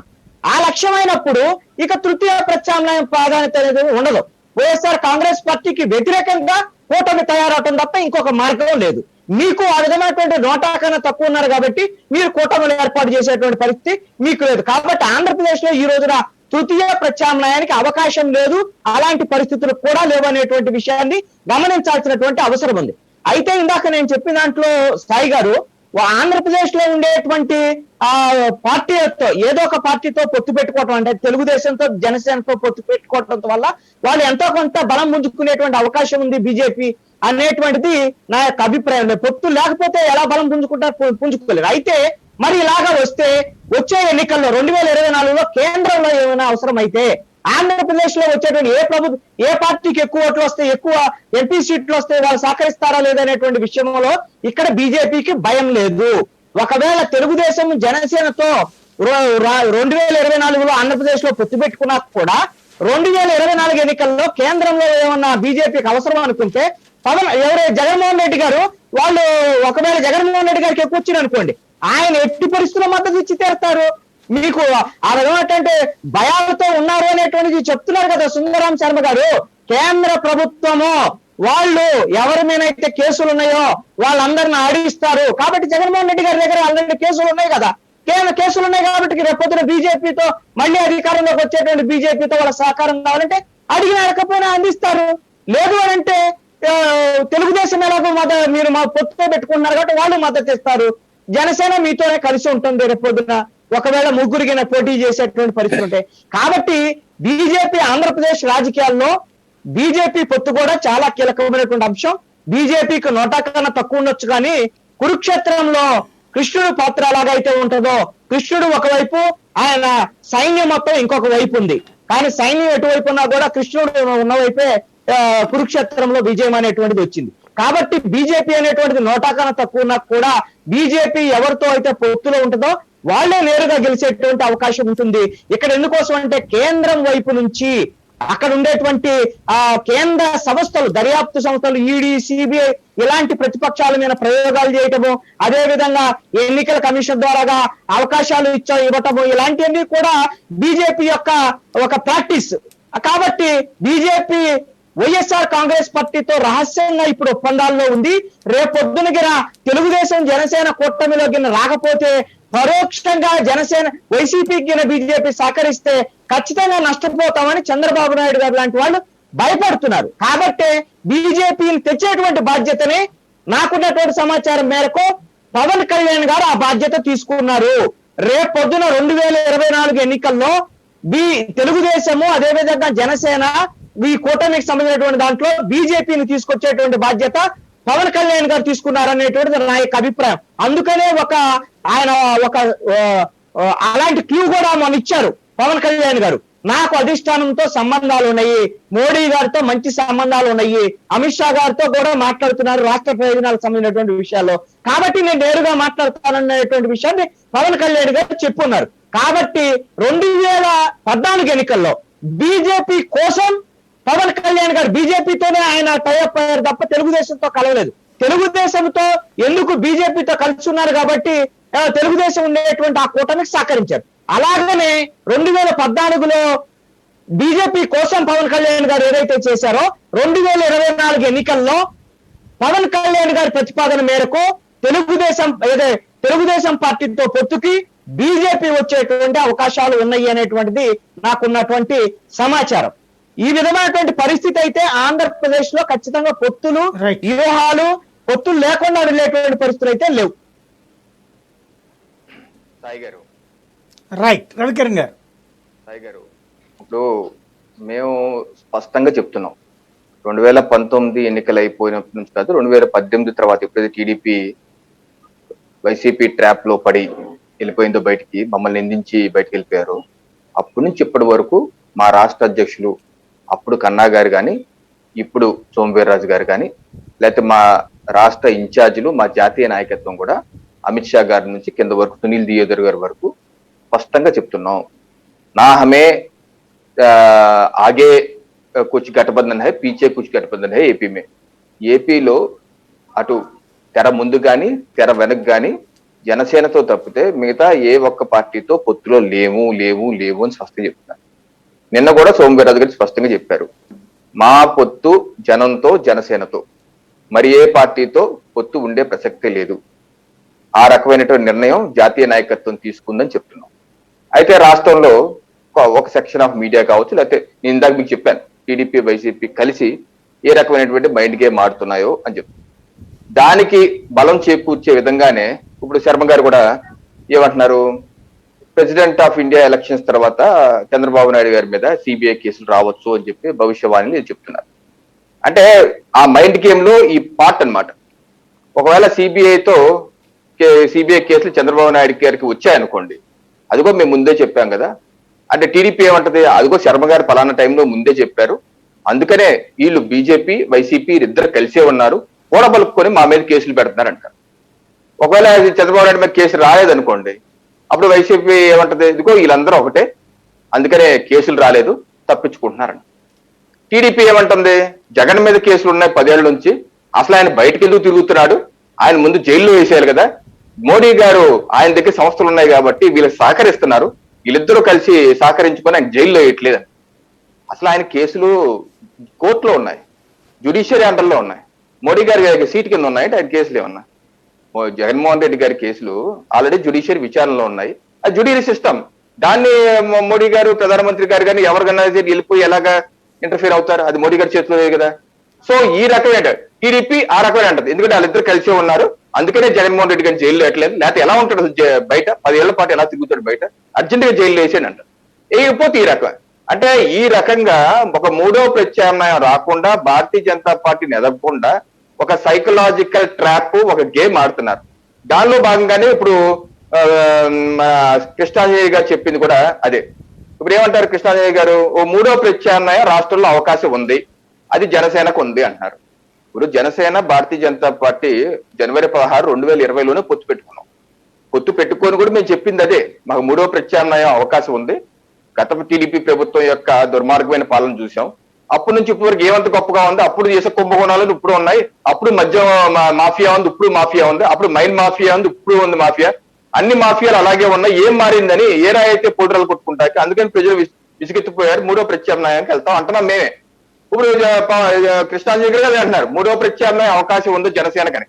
ఆ అవకాశాన్ని ఇందాక చెప్తున్నది, ఆ అవకాశాన్ని తొక్కేసే విధంగా టీడీపీ వైసీపీలు ఒక గేమ్ ఆడి పవన్ కళ్యాణ్ గారికి ఆ అవకాశం రానివ్వకుండా, భారతీయ జనతా పార్టీ జనసేనకి అవకాశం రానివ్వకుండా వాళ్ళకు ఉన్నటువంటి స్ట్రాటజిస్ట్ కావచ్చు, మీడియా కావచ్చు, ఈ యొక్క వీళ్ళందరూ కలిపి ఒక రకమైనటువంటి మైండ్ గేమ్ ఆడే ప్రయత్నం చేసి ఆ అవకాశాన్ని రానివ్వకుండా ఏదో రకంగా తొక్కి పెట్టేయాలి. ఏ రకంగా అయితే ఇందా చెప్పాను పిఆర్పిని కాంగ్రెస్ పార్టీ ఏ రకంగా మింగేసిందో ఆ రకంగా ఈ పిల్ల కాంగ్రెస్ టీడీపీ కలిసి ఏదో రకంగా జనసేనని ఆ తృతీయ ప్రత్యామ్నాయం కృష్ణాజీ అంటున్నట్టు ఆ తృతీయ ప్రత్యామ్నాయం రానివ్వకుండా, ఒక్కసారి వస్తే వాళ్ళిద్దరి యొక్క ఆధిపత్యానికి గండి పడిపోతే ఏదో రకంగా ఈ తృతీయ ప్రత్యామ్నాయం రానివ్వకుండా పవన్ కళ్యాణ్ గారిని కన్ఫ్యూజ్ చేసో, వాళ్ళ చుట్టూ ఉన్నారు గారు కన్ఫ్యూజ్ చేసో, ఏదో రకంగా కన్ఫ్యూజ్ చేసి ఈ యొక్క ప్రత్యామ్నాయం రానివ్వకుండా రాష్ట్రంలో తొక్కేయాలని చెప్పేసి ఒక మాస్టర్ ప్లాన్ చేస్తున్నారు. దీన్ని తెలుసుకుని నాయకులు ఎంత తేరుకొని ముందుకెళ్తే అంత మంచిది అభిప్రాయం. ఇంకా వేరే అంశం అమరావతి విషయం ఇందాక పెద్ద శర్మ గారు చెప్పారు, జీవీఎల్ నరసింహారావు గారు ఇచ్చారు. కేంద్ర ప్రభుత్వ సంస్థలో అమరావతిలో నిర్మాణాలు చేయాలి. ఆ విషయం మీద గతంలో అమరావతి రైతులు వచ్చి జీవీఎల్ గారికి రిప్రజెంటేషన్ ఇచ్చారు ఢిల్లీలో, మీరు కేంద్ర ప్రభుత్వం మాట్లాడండి, లేఖలు రాయండి. ఆ రకంగా లేఖలు రాశారు. ఆ యొక్క సంస్థలో తొందరగా పెట్టమని అడుగుతున్నారు. ఏదైనా ఇబ్బందులు ఉంటే రాష్ట్ర ప్రభుత్వం మాట్లాడమంటున్నారు. మళ్ళీ ఏమంటారు శర్మ గారు, టీడీపీ వాళ్ళందరినీ ఖాళీ చేసి బీజేపీ తీసేసుకుంటుందో మాస్టర్ ప్లాన్ చేశారంటారు. అసలు ముందు మీరే ఖాళీ చేస్తే అవకాశం మాకు ఎక్కడ ఇస్తారు? ఆల్రెడీ మీరు 4 టీడీపీ ఎమ్మెల్యేలు లాగేసుకుని పెట్టేస్తున్నారు కదా పక్కన. పోనీ మీరు చెప్పరు పేరు, మేము మాతో ఉన్నారు అని చెప్పరు. ఆ త్రిశంకు స్వర్గంలో పెట్టారు. ఫ్లోర్ ఆఫ్ ది హౌస్ లోనే ముఖ్యమంత్రి గారు స్టేట్మెంట్ ఇచ్చారు, నేను తలుచుకుంటే మరుక్షణంలో టీడీపీ మొత్తం ఖాళీ అయిపోతుంది కబడ్దార్ అన్నారు ఫ్లోర్ ఆఫ్ ది హౌస్ లోనే. ఆయన తలుచుకోవట్లేదు. ఆయన తలుచుకున్నారనుకోండి బహుశా ఖాళీ అయిపోవచ్చేమో. ఆ ఖాళీ చేసే పని వైసీపీ పెట్టుకుంది కదా, మాకేంటి అవసరం? సరే, వారు సుజనా చౌదరి గారు 4 వచ్చారు కదా రాజ్యసభ, పార్టీ ఫిరాయింపై వచ్చారు. ఆ 4లో 3 రాజ్యసభ సభ్యత్వం కూడా అయిపోయింది, ఇంకొకరికే మిగిలింది. అది పార్టీ ఫిరాయింపది. మీకు ఎలా కాదు కదా, మొత్తం లాగేసుకుని ఏ రకంగా మీ 23 ఎమ్మెల్యేలని గతంలో టీడీపీ లాగేసుకుందో అలాగే మీరు కూడా అదే పనిలో ఉన్నారు. కొంచెం అటు ఇటు ముందు వెనక తప్పితే వేరేదే ఉంది. సో ఆ బురద మా మీద జల్లే ప్రయత్నం చేయొద్దండి. మేమైతే స్పష్టంగా ఉన్నాం. అలాగే భారతీయ జనతా పార్టీ ఏదో ఈడీల్ని సిబిఐల్ని వీళ్ళందరూ మేనేజ్ చేస్తారు, ఏదో కృష్ణుడు అర్జునుడు అంటున్నారు. మేనేజ్ చేసే అవసరం ఎవరికి లేదు. సిబిఐ కానీ ఏదైనా స్వచ్ఛందంగా చేసుకుంటా పోతుంది, దానిలో మా ప్రమేయం ఏముండదో అల్పనాలు చేసుకుంటా ఉంటారు. మేమైతే స్పష్టంగా ఉన్నాం. ఈ రాష్ట్రంలో ఏదైతే ప్రధానమంత్రి నరేంద్ర మోడీ గారు చేస్తున్న అభివృద్ధి సంక్షేమ కార్యక్రమాలు చెప్పి జనసేనతో కలిసి ముందుకు వెళ్లి ఈ రాష్ట్రంలో తృతీయ ప్రత్యామ్నాయ కూటమిగా 2024లో అధికారం ఏర్పాటు చేసే దిశగా వెళ్లే ఆలోచన అయితే మేమైతే స్పష్టంగా ఉన్నాం. భారతీయ జనతా పార్టీ మరో పార్టీతో, జనసేన కాకపోతే మరో పార్టీతో పొత్తులో వెళ్లే ప్రసక్తే లేదు. ఆ రకమైనటువంటి ప్లెయిన్ గానే ఎటువంటి కన్ఫ్యూజన్ లేకుండా చేస్తున్నాం. కాకపోతే టీడీపీ వైసీపీ యొక్క మైండ్ గేమ్ లో పడి ఈ యొక్క తృతీయ ప్రత్యామ్నాయ యొక్క అవకాశాన్ని కృష్ణాంజలి గారు చెప్పినట్టు తొక్కేసే ప్రయత్నం తెలుసుకోవాలి. కృష్ణాంజనేయులు గారు అన్న పాయింట్ లో ఒక క్లారిటీ ఉంది. ఇక్కడ తెలుగుదేశం పార్టీతో మీరు వెళ్ళనంటున్నారు. ఒకవేళ జనసేన వెళ్ళి తప్పదు మనం ఇప్పుడు జగన్ని గద్దెదించడానికి అంటే అప్పుడు వెళ్తారా? పోనీ మా రాష్ట్ర అధ్యక్షులు నిన్న కూడా స్పష్టంగా చెప్పారు, మాకు 3వ పార్టీతో వెళ్లే ఆలోచన లేనే లేదు. జనసేన కనుక ఒకవేళ మేము పొత్తులో ఉన్నాం, ఒకవేళ జనసేన కనుక రాకపోతే సింగిల్ గానే వెళ్ళే ఆలోచన ఉన్నట్టుగా కూడా మా రాష్ట్ర అధ్యక్షులు చెప్తున్నారు. జనసేన అధ్యక్షుడు ఈ మాటకే చెప్పారండి, మీ కేంద్ర పెద్దలతో తనకు పరిచయాలు ఉన్నాయని. పరిచయాలు ఉంటాయండి, ఎందుకంటే తప్పనిసరిగా పవన్ కళ్యాణ్ గారు అంటే మోడీ గారికి ఇష్టం. ఎందుకంటే 2014లో కూడా ఏ రకంగా పెద్దలతో ఇప్పుడు ఆయన ఒక మాట అడగచ్చు.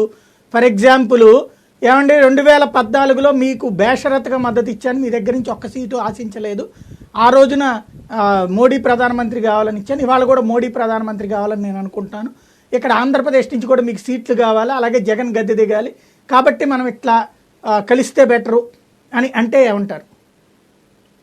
సో ఇప్పుడు 2014 అప్పుడు కూడా మేము తెలుగుదేశం పార్టీతో వెళ్ళటానికి మన రాష్ట్ర నాయకత్వానికి ఎటువంటి ఇష్టం లేదండి. ఎందుకంటే గతంలో కూడా మేము పొత్తులో ఉండి, టీడీపీతో పొత్తులో ఉండి రాష్ట్ర పార్టీ నష్టపోయింది. మా యొక్క ఎదుగుదల గతంలోనే 18-20% ఓట్లు వచ్చినటువంటి పార్టీ మరి క్షీణించిపోయింది. సో పొత్తుల వలన మేము నాశనం అవుతున్నాం, వేరే వాళ్ళని పల్లకీలు ఎక్కించి మోయిస్తున్నాం తప్పితే ఆ రాష్ట్రంలో మా యొక్క పార్టీ ఎదుగుదల ఉండట్లేదు. అందుకే 2014లో కూడా మేము వద్దనే అన్నాం. బట్ అటు ఉన్నటువంటి ప్రత్యేక కారణాల రీత్యా వెళ్ళటం జరిగింది. అయితే మేము మిత్రపక్షంగా ఉన్నటువంటి టీడీపీని ఎప్పుడు బయటకు వెళ్ళిపోమనలేదు. ఇప్పుడు బయటకు వెళ్ళిపోయింది, మమ్మల్ని తిట్టిపోసింది, మోడీ గారిని నానా బూతులు తిట్టి, బాలకృష్ణ గారితో అమరా బూతులు తిట్టించి ఇన్ని చేసి బయటకు వెళ్ళిపోయిన పార్టీ ఈ రోజు కాంగ్రెస్ తో కమ్యూనిస్టులతో కలిసి ఉన్నారు. యూపీఏలో మేము కాంగ్రెస్ తో కలిసి ఉన్నామని చెప్పి టీడీపీ చెప్పుకుంది, ఈ రోజు వరకు బయటకు వచ్చామని చెప్పలేదు. సో వాళ్ళు ఇప్పటికే మొన్న అండమాన్ నికోబార్ ఎలక్షన్ లో కూడా కలిసే పోటీ చేశారు, కాంగ్రెస్ టీడీపీ కలిసే పోటీ చేశారు. సో వాళ్ళిద్దరూ తెలంగాణలో కూడా కలిసే పోటీ చేశారు. సో వాళ్ళిద్దరూ కలిసి వెళ్ళి కమ్యూనిస్ట్ కలిసి వెళ్తున్నటువంటి పార్టీని మళ్ళీ మేము గద్దెనెక్కించి పల్లకీలు మోసి చేయవలసిన అవసరం మాకు లేదండి. సో మేమైతే స్పష్టంగా ఉన్నాం, మేము తెలుగుదేశం పార్టీతో కలిసి వెళ్లే ఆలోచన అయితే మాకైతే లేదు. 6-100 అనే విషయం మా రాష్ట్ర అధ్యక్షుడు సోము వీర్రాజు గారు కూడా స్పష్టం చేశారు. సాయి గారు రైట్. ఇక్కడ ఉషా కిరణ్ గారు బేసిక్గా మిగతాది ప్రజా సమస్యలు, పోరాటం ఇవన్నీ కామన్గా ఉంటాయండి. ఇక్కడ పొత్తుల పాయింట్ ఎందుకు వచ్చింది అంటే మీరే ఇందాక అన్నట్టు ప్రభుత్వ వ్యతిరేక ఓటు చీలనివ్వను అని చెప్పడం. తెలుగుదేశానికి వచ్చినా ప్రభుత్వ వ్యతిరేక ఓటే వస్తుంది, కమ్యూనిస్టులకు వచ్చినా ప్రభుత్వ వ్యతిరేక ఓటే వస్తుంది. అప్పుడు చీలనివ్వను అంటే అందరూ కలుస్తున్నారన్నటువంటిదే ఒక స్పష్టమైనటువంటి సంకేతం. రెండవది ఇంతకుముందు చెప్పింది ఎవరి పల్లకీలు మొయ్యనని. ఈ రెండిట్లలో ఏది నమ్మాలి అనేది ఒక స్పష్టత ఇవ్వకపోతే, క్రిందటిసారి 2019 ఎన్నికలకు ముందు కూడా మేము మొదట మీరు తెలుగుదేశం పార్టీని విమర్శించారు, ఆ తర్వాతన చిట్ట చివరిలో జగన్ని గద్దెనెక్కనివ్వమన్నారు, నేను సీఎంను కానన్నారు. ఆటోమేటిక్గా అప్పుడు అర్థం ఏంటి, చంద్రబాబు సీఎం అవుతారు అన్నటువంటిది. ఆ విషయాన్ని పదే అందరూ చెప్పినా కూడా జనానికి అర్థమవుతుంది పవన్ కళ్యాణ్ స్టాండ్ అంటూ చెప్పుకొచ్చారు. తీరా చూస్తే జనానికి ఏమర్థమైందో మీరు చూశారు. ఇప్పటికే ఒక స్పష్టత ఇప్పుడు వాళ్ళు చెప్తున్నారు, బీజేపీ మేము తెలుగుదేశంతో పొత్తు ఉండబోదు అన్నటువంటి. అట్లాంటి స్పష్టత మీ వైపు నుండి ఉంటుందా, అక్కర్లేదనుకుంటున్నారా? పవన్ కళ్యాణ్ గారు ఒకటే ఆలోచన చేస్తున్నారండి. మిగిలిన రాజకీయ పార్టీల నాయకుల్లాగా పవన్ కళ్యాణ్ గారి మీద ఎటువంటి కేసులు లేవు, ఎవరి దగ్గర కూడా తలంచాల్సినటువంటి అవసరం లేదు. ఆల్రెడీ బీజేపీతో మేము కలిసి ప్రయాణం చేస్తున్న స్టీల్ ప్లాంట్ లాంటి అంశాలలో బీజేపీతో కూడా విభేదిస్తున్నటువంటి పరిస్థితి.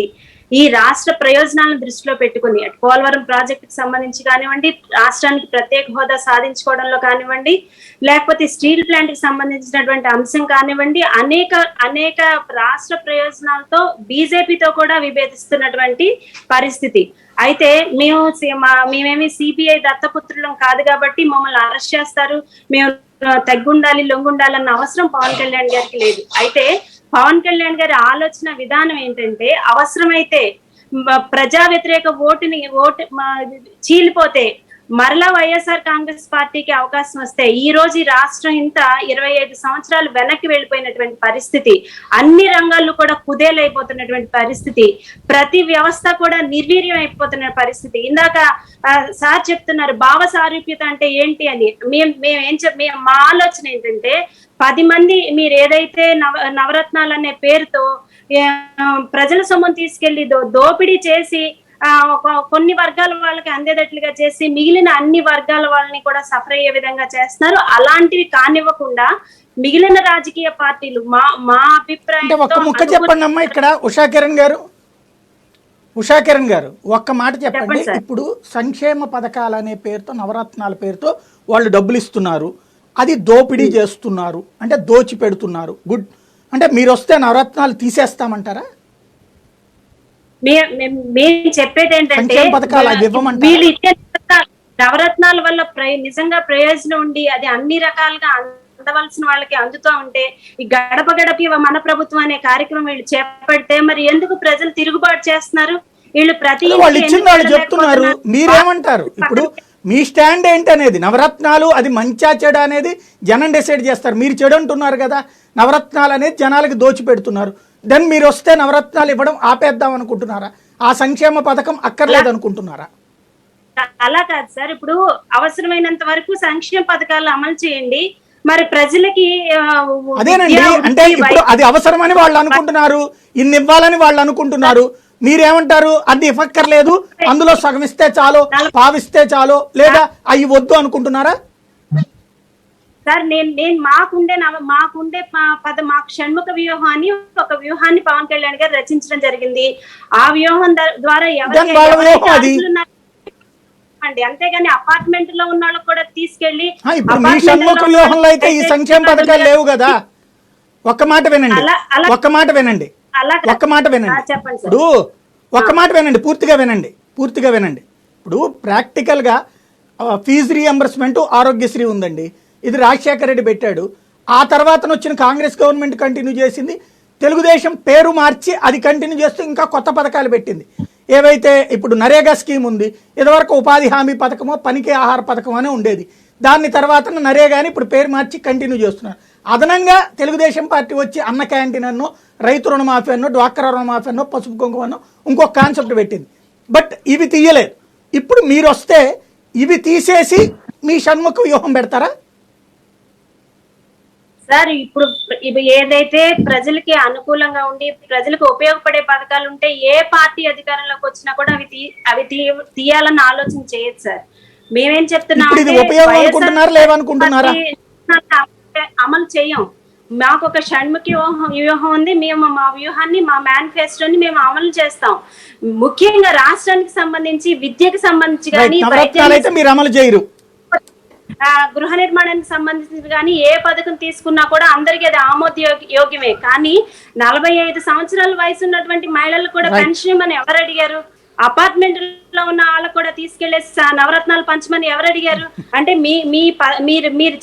మీరు అవలంబించే కార్యక్రమాలు మీకు ఓట్లేసిన వాళ్ళకి, మీకు రేపు ఉపయోగపడతారనుకునే వాళ్ళకే తప్పించి, నిజంగా మీరు అందరికీ అది ఉపయోగపడుతుందనే ధైర్యం మీకుంటే మీరు గడప గడపకి మన ప్రభుత్వంలో అన్ని ఇళ్ళకి వీళ్ళు వెళ్ళడానికి పార్టీలో ఆలోచించుకుని మాట్లాడండి అమ్మా. మీరు ఇక్కడ ఉషా కిరణ్ గారు ఒక మాట, ఇట్లాంటి మాట్లాడేటప్పుడు మీ పార్టీలో ఒకసారి చర్చించుకుని మాట్లాడండి. గబక్కన మీరు అనేస్తున్నారు.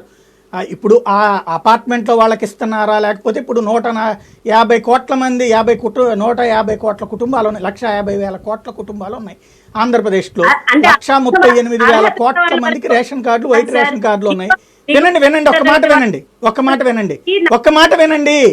ఒక్క మాట పూర్తిగా వినండి. మీ మంచి కోసం చెప్తున్నాను నేను. 138,000 కోట్ల కుటుంబాలు వైట్ రేషన్ కార్డులు ఉన్నాయి, వాళ్ళందరిలోకి ఈ పథకాలు వర్తిస్తాయి. అవి కనుక మీరు తీసేయాలనుకుంటే మీ ఇష్టం, దానికి ఏం అభ్యంతరం లేదు, మీ పార్టీ హక్కు. కానీ మీరు అపార్ట్మెంట్లు ఇస్తున్నారంటే ఇప్పుడు రేషన్ కార్డులు తీసేయాలా? ఓన్లీ ఇండియా నీతి ఆయోగ్ లెక్క ప్రకారం 20% మందికి మాత్రమే ఇక్కడ పేదలు ఉన్నారు, మిగతా వాళ్ళకి ఇవ్వకూడదు. మీరు తీసేస్తానని చెప్పి అడగలుగుతారు ఎలక్షన్స్కి? ఈ సంక్షేమ పథకాలు తీసేస్తామని చెప్పి జనం దగ్గరికి వెళ్ళి ఓట్లు అడగలుగుతారా మీరు? అది మీ పార్టీలో ఆలోచించుకుని మాట్లాడండి. క్యాజువల్ గా మాట్లాడేస్తున్నారు. మీ పార్టీకి మంచిగా జరుగుద్దో చెడు జరుగుద్దో ఆలోచించుకోండి.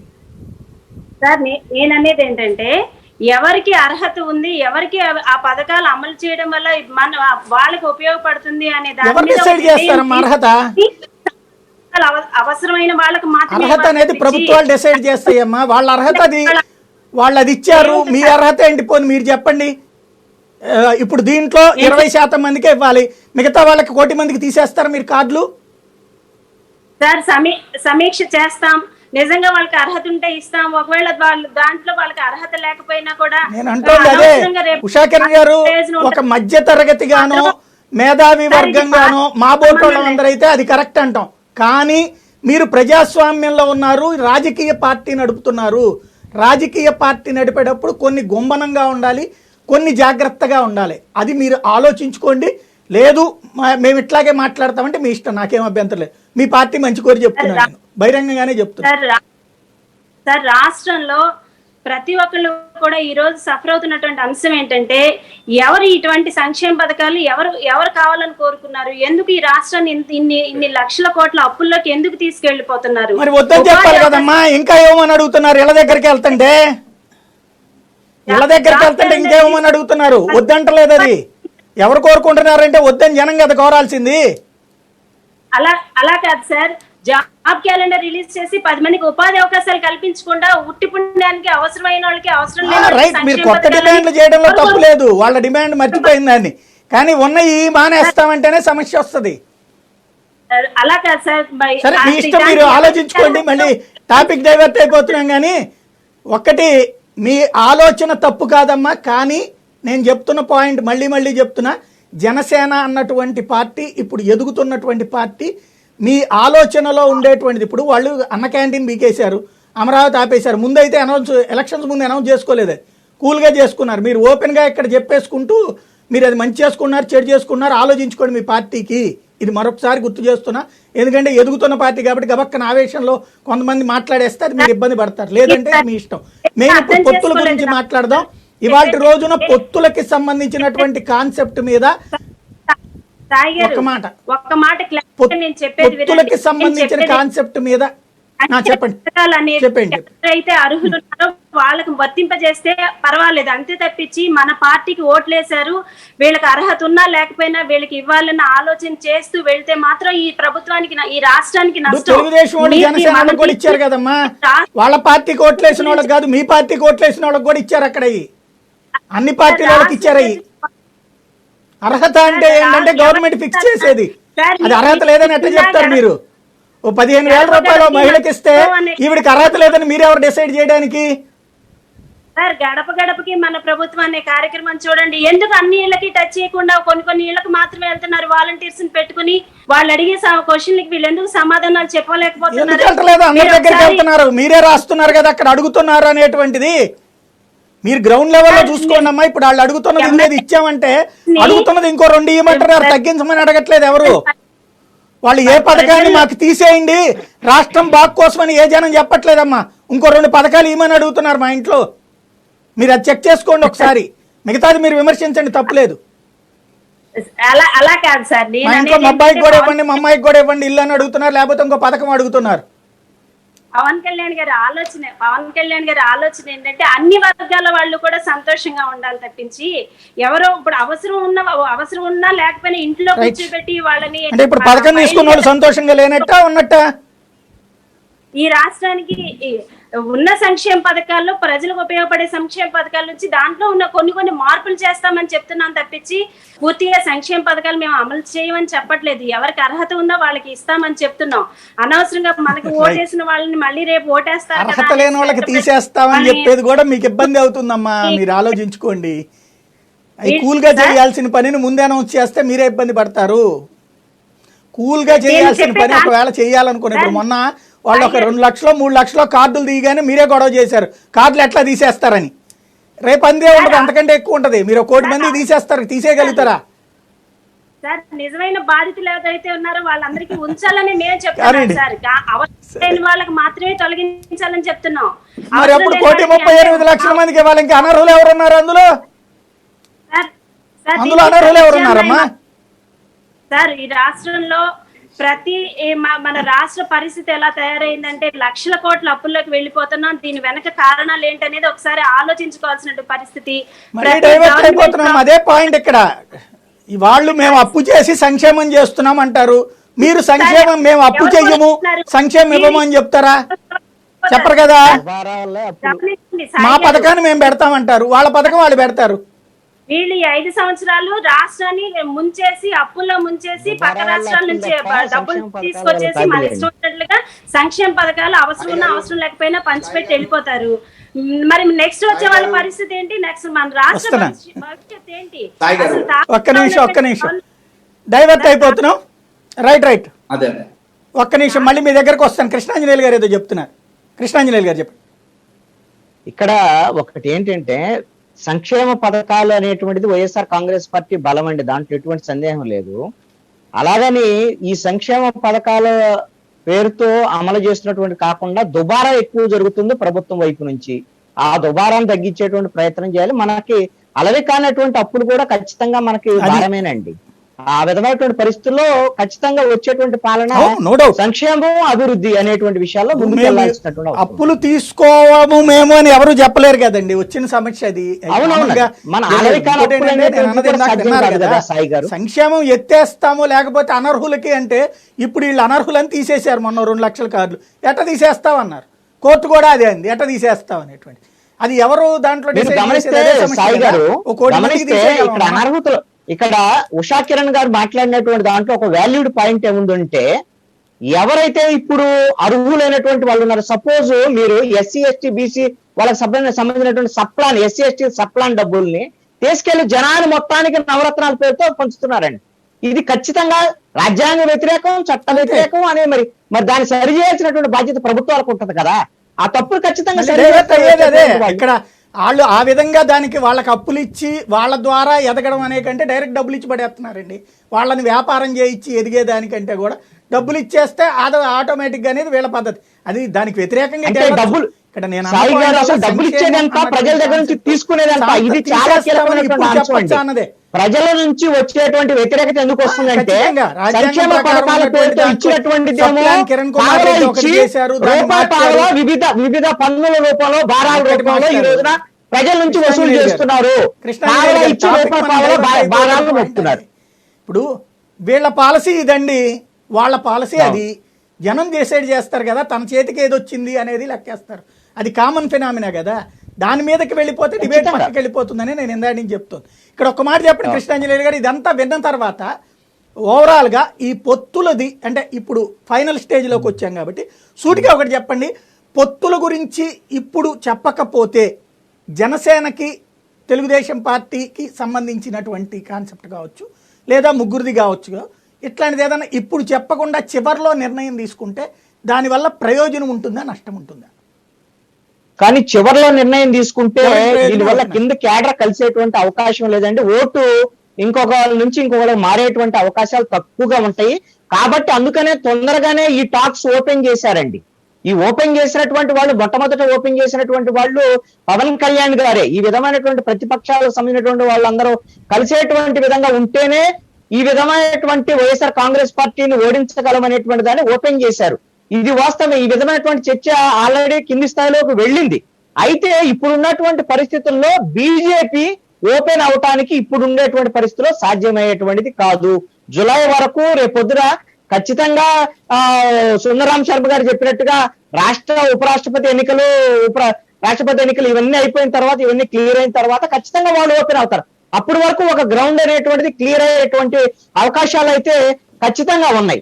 ఇక్కడ కేసులు, శిక్షలకు సంబంధించినటువంటి విషయానికి వస్తే అవన్నీ కోర్టులో ఉన్నాయి కదా అని నాకు రవికిరణ్ గారు అంటారు. ఇప్పుడు జయలలితకి సంబంధించినటువంటి అలా శశికళ గారు ఆమె చచ్చిపోయిన వెంటనే బీజేపీకి ఎప్పుడైతే ఆ రాజకీయాలకు అనుకూలంగా లేవో వారం రోజుల్లో జైలుకి వెళ్ళారు. మరి ఇక్కడ కూడా అంతే, వాళ్ళకి బీజేపీ అనుకూలంగా లేకపోతే వారం రోజుల్లో జైలుకు పోతారో లేకపోతే ఏం చేస్తారో. మీరు ఈడీ, సిబిఐ అదేవిధంగా ఐటీని మీరు ప్రయోగించలేదా ప్రతిపక్ష పార్టీల మీద? అదేవిధంగా సుందరరాం శర్మ గారు కూడా కోరుకుంటున్నారు, రానున్నటువంటి కాలంలో 2-3 నెలల్లో బీజేపీ వాళ్ళు తెలుగుదేశం పార్టీ వాళ్ళ మీద సిబిఐ కేసులు పెట్టి వాళ్ళ పార్టీ మొత్తాన్ని కూడా స్మాష్ చేయబోతున్నారు. తెలుగుదేశం చంద్రబాబు నాయుడు, లోకేష్ తప్ప మిగతా వాళ్ళందరినీ కూడా వాళ్ళ పార్టీలోకి తీసుకుంటారు, వీళ్ళిద్దరిని జైలుకు పంపిస్తారు అని చెప్తున్నారు. మరి ఇలాంటి ఏమన్నా ప్రయత్నాలు చేస్తున్నారేమో బీజేపీ వాళ్ళ దగ్గర, అట్లాంటి ఇండెంట్ ఏమైనా పెట్టుండొచ్చేమో వైఎస్ఆర్ కాంగ్రెస్ పార్టీ వాళ్ళు తెలియదు. ఇవన్నీ కూడా మొదట్లో జరిగాయి ప్రయత్నాలు. 2014 ఎన్నికల తర్వాత అలాంటి ప్రయత్నాలు జరిగాయి. ఆ ప్రయత్నాల నుంచి బీజేపీ విరమించుకున్నది. దానికి కారణాలు ఏమిటో బీజేపీయే చెప్పాలి. ఇప్పుడున్నటువంటి దాంట్లో నెక్స్ట్ టార్గెట్ మాత్రం అధికారంలో ఉండేటువంటి వైఎస్ఆర్ కాంగ్రెస్ పార్టీ గద్దె దిగటం అనేటువంటిదే లక్ష్యం అందరికీ కూడా. అది బీజేపీకి కూడా అదే లక్ష్యం కాబోతుంది. అది ఇప్పుడు వెల్లడించేటువంటి అవకాశాలు లేవు. అది 2-3 నెలల తర్వాత లేకపోతే ఈ రాష్ట్రపతి ఎన్నికల తర్వాత ఆ విధమైనటువంటి పరిస్థితులకు బీజేపీ వచ్చేటువంటి అవకాశం ఉంది. రైట్, ఫైనల్ గా సుందరరాం శర్మ గారు. సార్, మొదట ఇవాళ రోజున కేంద్ర ప్రభుత్వంలో ఉన్నటువంటి సిబిఐ, ఈడీ తన చట్టం తన పని తను చేసుకుంటుంది అని చెప్పాను తప్ప కేంద్ర ప్రభుత్వం వచ్చి కూర్చొని చేస్తుందని నేను చెప్పలేదు. ఎందుకంటే నేను మాట్లాడేటప్పుడు ఇప్పుడు అందుకని రివైండ్ చేసి చూసుకుంటే కేంద్ర ప్రభుత్వంలో ఉన్నటువంటి ఈడీ ఇవన్నీ కూడాను వాళ్ళు పని వాళ్ళు చేసుకుంటారు, చట్టం తన పని తను చేసుకుంటుంది అని మాత్రమే నేను చెప్పాను. కేంద్ర ప్రభుత్వం చేస్తుందా చేయదా అది పక్కన పెట్టేసండి, నేను మాట్లాడతాను. ఎందుకంటే ఆయనే చెప్పేస్తున్నారు. ఇప్పుడు మన కృష్ణాంజలి గారు చెప్పేస్తున్నారు ఈడీని ఉపయోగించింది అని చెప్పి ఆయనే చెప్పేస్తున్నారు. దాని గురించి నేను ఎక్కువ మాట్లాడాలి. ఇంతకు ముందు ఒక మాట మాట్లాడారు, ఇప్పుడు ఒకటి మాట్లాడారు, వదిలేదు. ఇంకొక మాట కూడా దీనికి ఇంకొకటి ఇదేంటంటే, చంద్రబాబు గారే 2019 ఎన్నికల టైంలో నన్ను సిబిఐ అరెస్ట్ చేయబోతోంది, నా మీద కేసులు పెట్టబోతున్నారు, నన్ను మీరందరూ కాపాడండి, చుట్టూట మీరందరూ రండి అని చెప్పటం జరిగింది. అందుకనే ఒక జీవో కూడా తీసుకుని రావటం జరిగింది. కాబట్టి నేను ఏదైతే చెప్తున్నానో అది అక్కడ కేంద్ర ప్రభుత్వం చేస్తుందని నేను చెప్పట్లేదు, కానీ చంద్రబాబు గారు చెప్పారు కాబట్టి అది ఏమన్నా అవకాశాలు ఉన్నాయేమో అనేటువంటిదే నా ఇది. దానికి ఇంకొక సబ్స్టాన్షియల్ ఇది ఏంటంటే, సుజనా చౌదరి గారి మీద కేసులు ఉన్నాయి, సీఎం రమేష్ గారి మీద కేసులు ఉన్నాయి. ఇన్కమ్ ట్యాక్స్ రైడ్ అయినప్పుడు అన్ని మాట్లాడినటువంటి వీళ్ళిద్దరిని ముఖ్యంగా బీజేపీలోకి పంపించారు. కాబట్టి నా ఉద్దేశంలో ఆగస్టు సెప్టెంబర్ తర్వాత నుంచి ఆల్రెడీ ఆయన యొక్క పిఏ మీద అయినాయి కాబట్టి ఇవన్నీ కూడా వచ్చేటువంటి అవకాశాలు ఏమన్నా ఉన్నాయని ఆయన అట్లా మాట్లాడుతున్నారేమో అనేటువంటిదే తప్ప there is no from my side any allegation that is the central government will come, లేకపోతే సెంట్రల్ గవర్నమెంట్ యొక్క వీళ్ళు వస్తారు అనేటువంటిది కాదు. అక్కడ ఉన్నటువంటి సబ్స్టాన్షియల్ సర్కమ్స్టెన్షియల్ లేకపోతే అంతకుముందు ఆయన మాట్లాడినటువంటివి ఇవన్నీ తీసుకుని నేను చెప్పడం జరిగింది.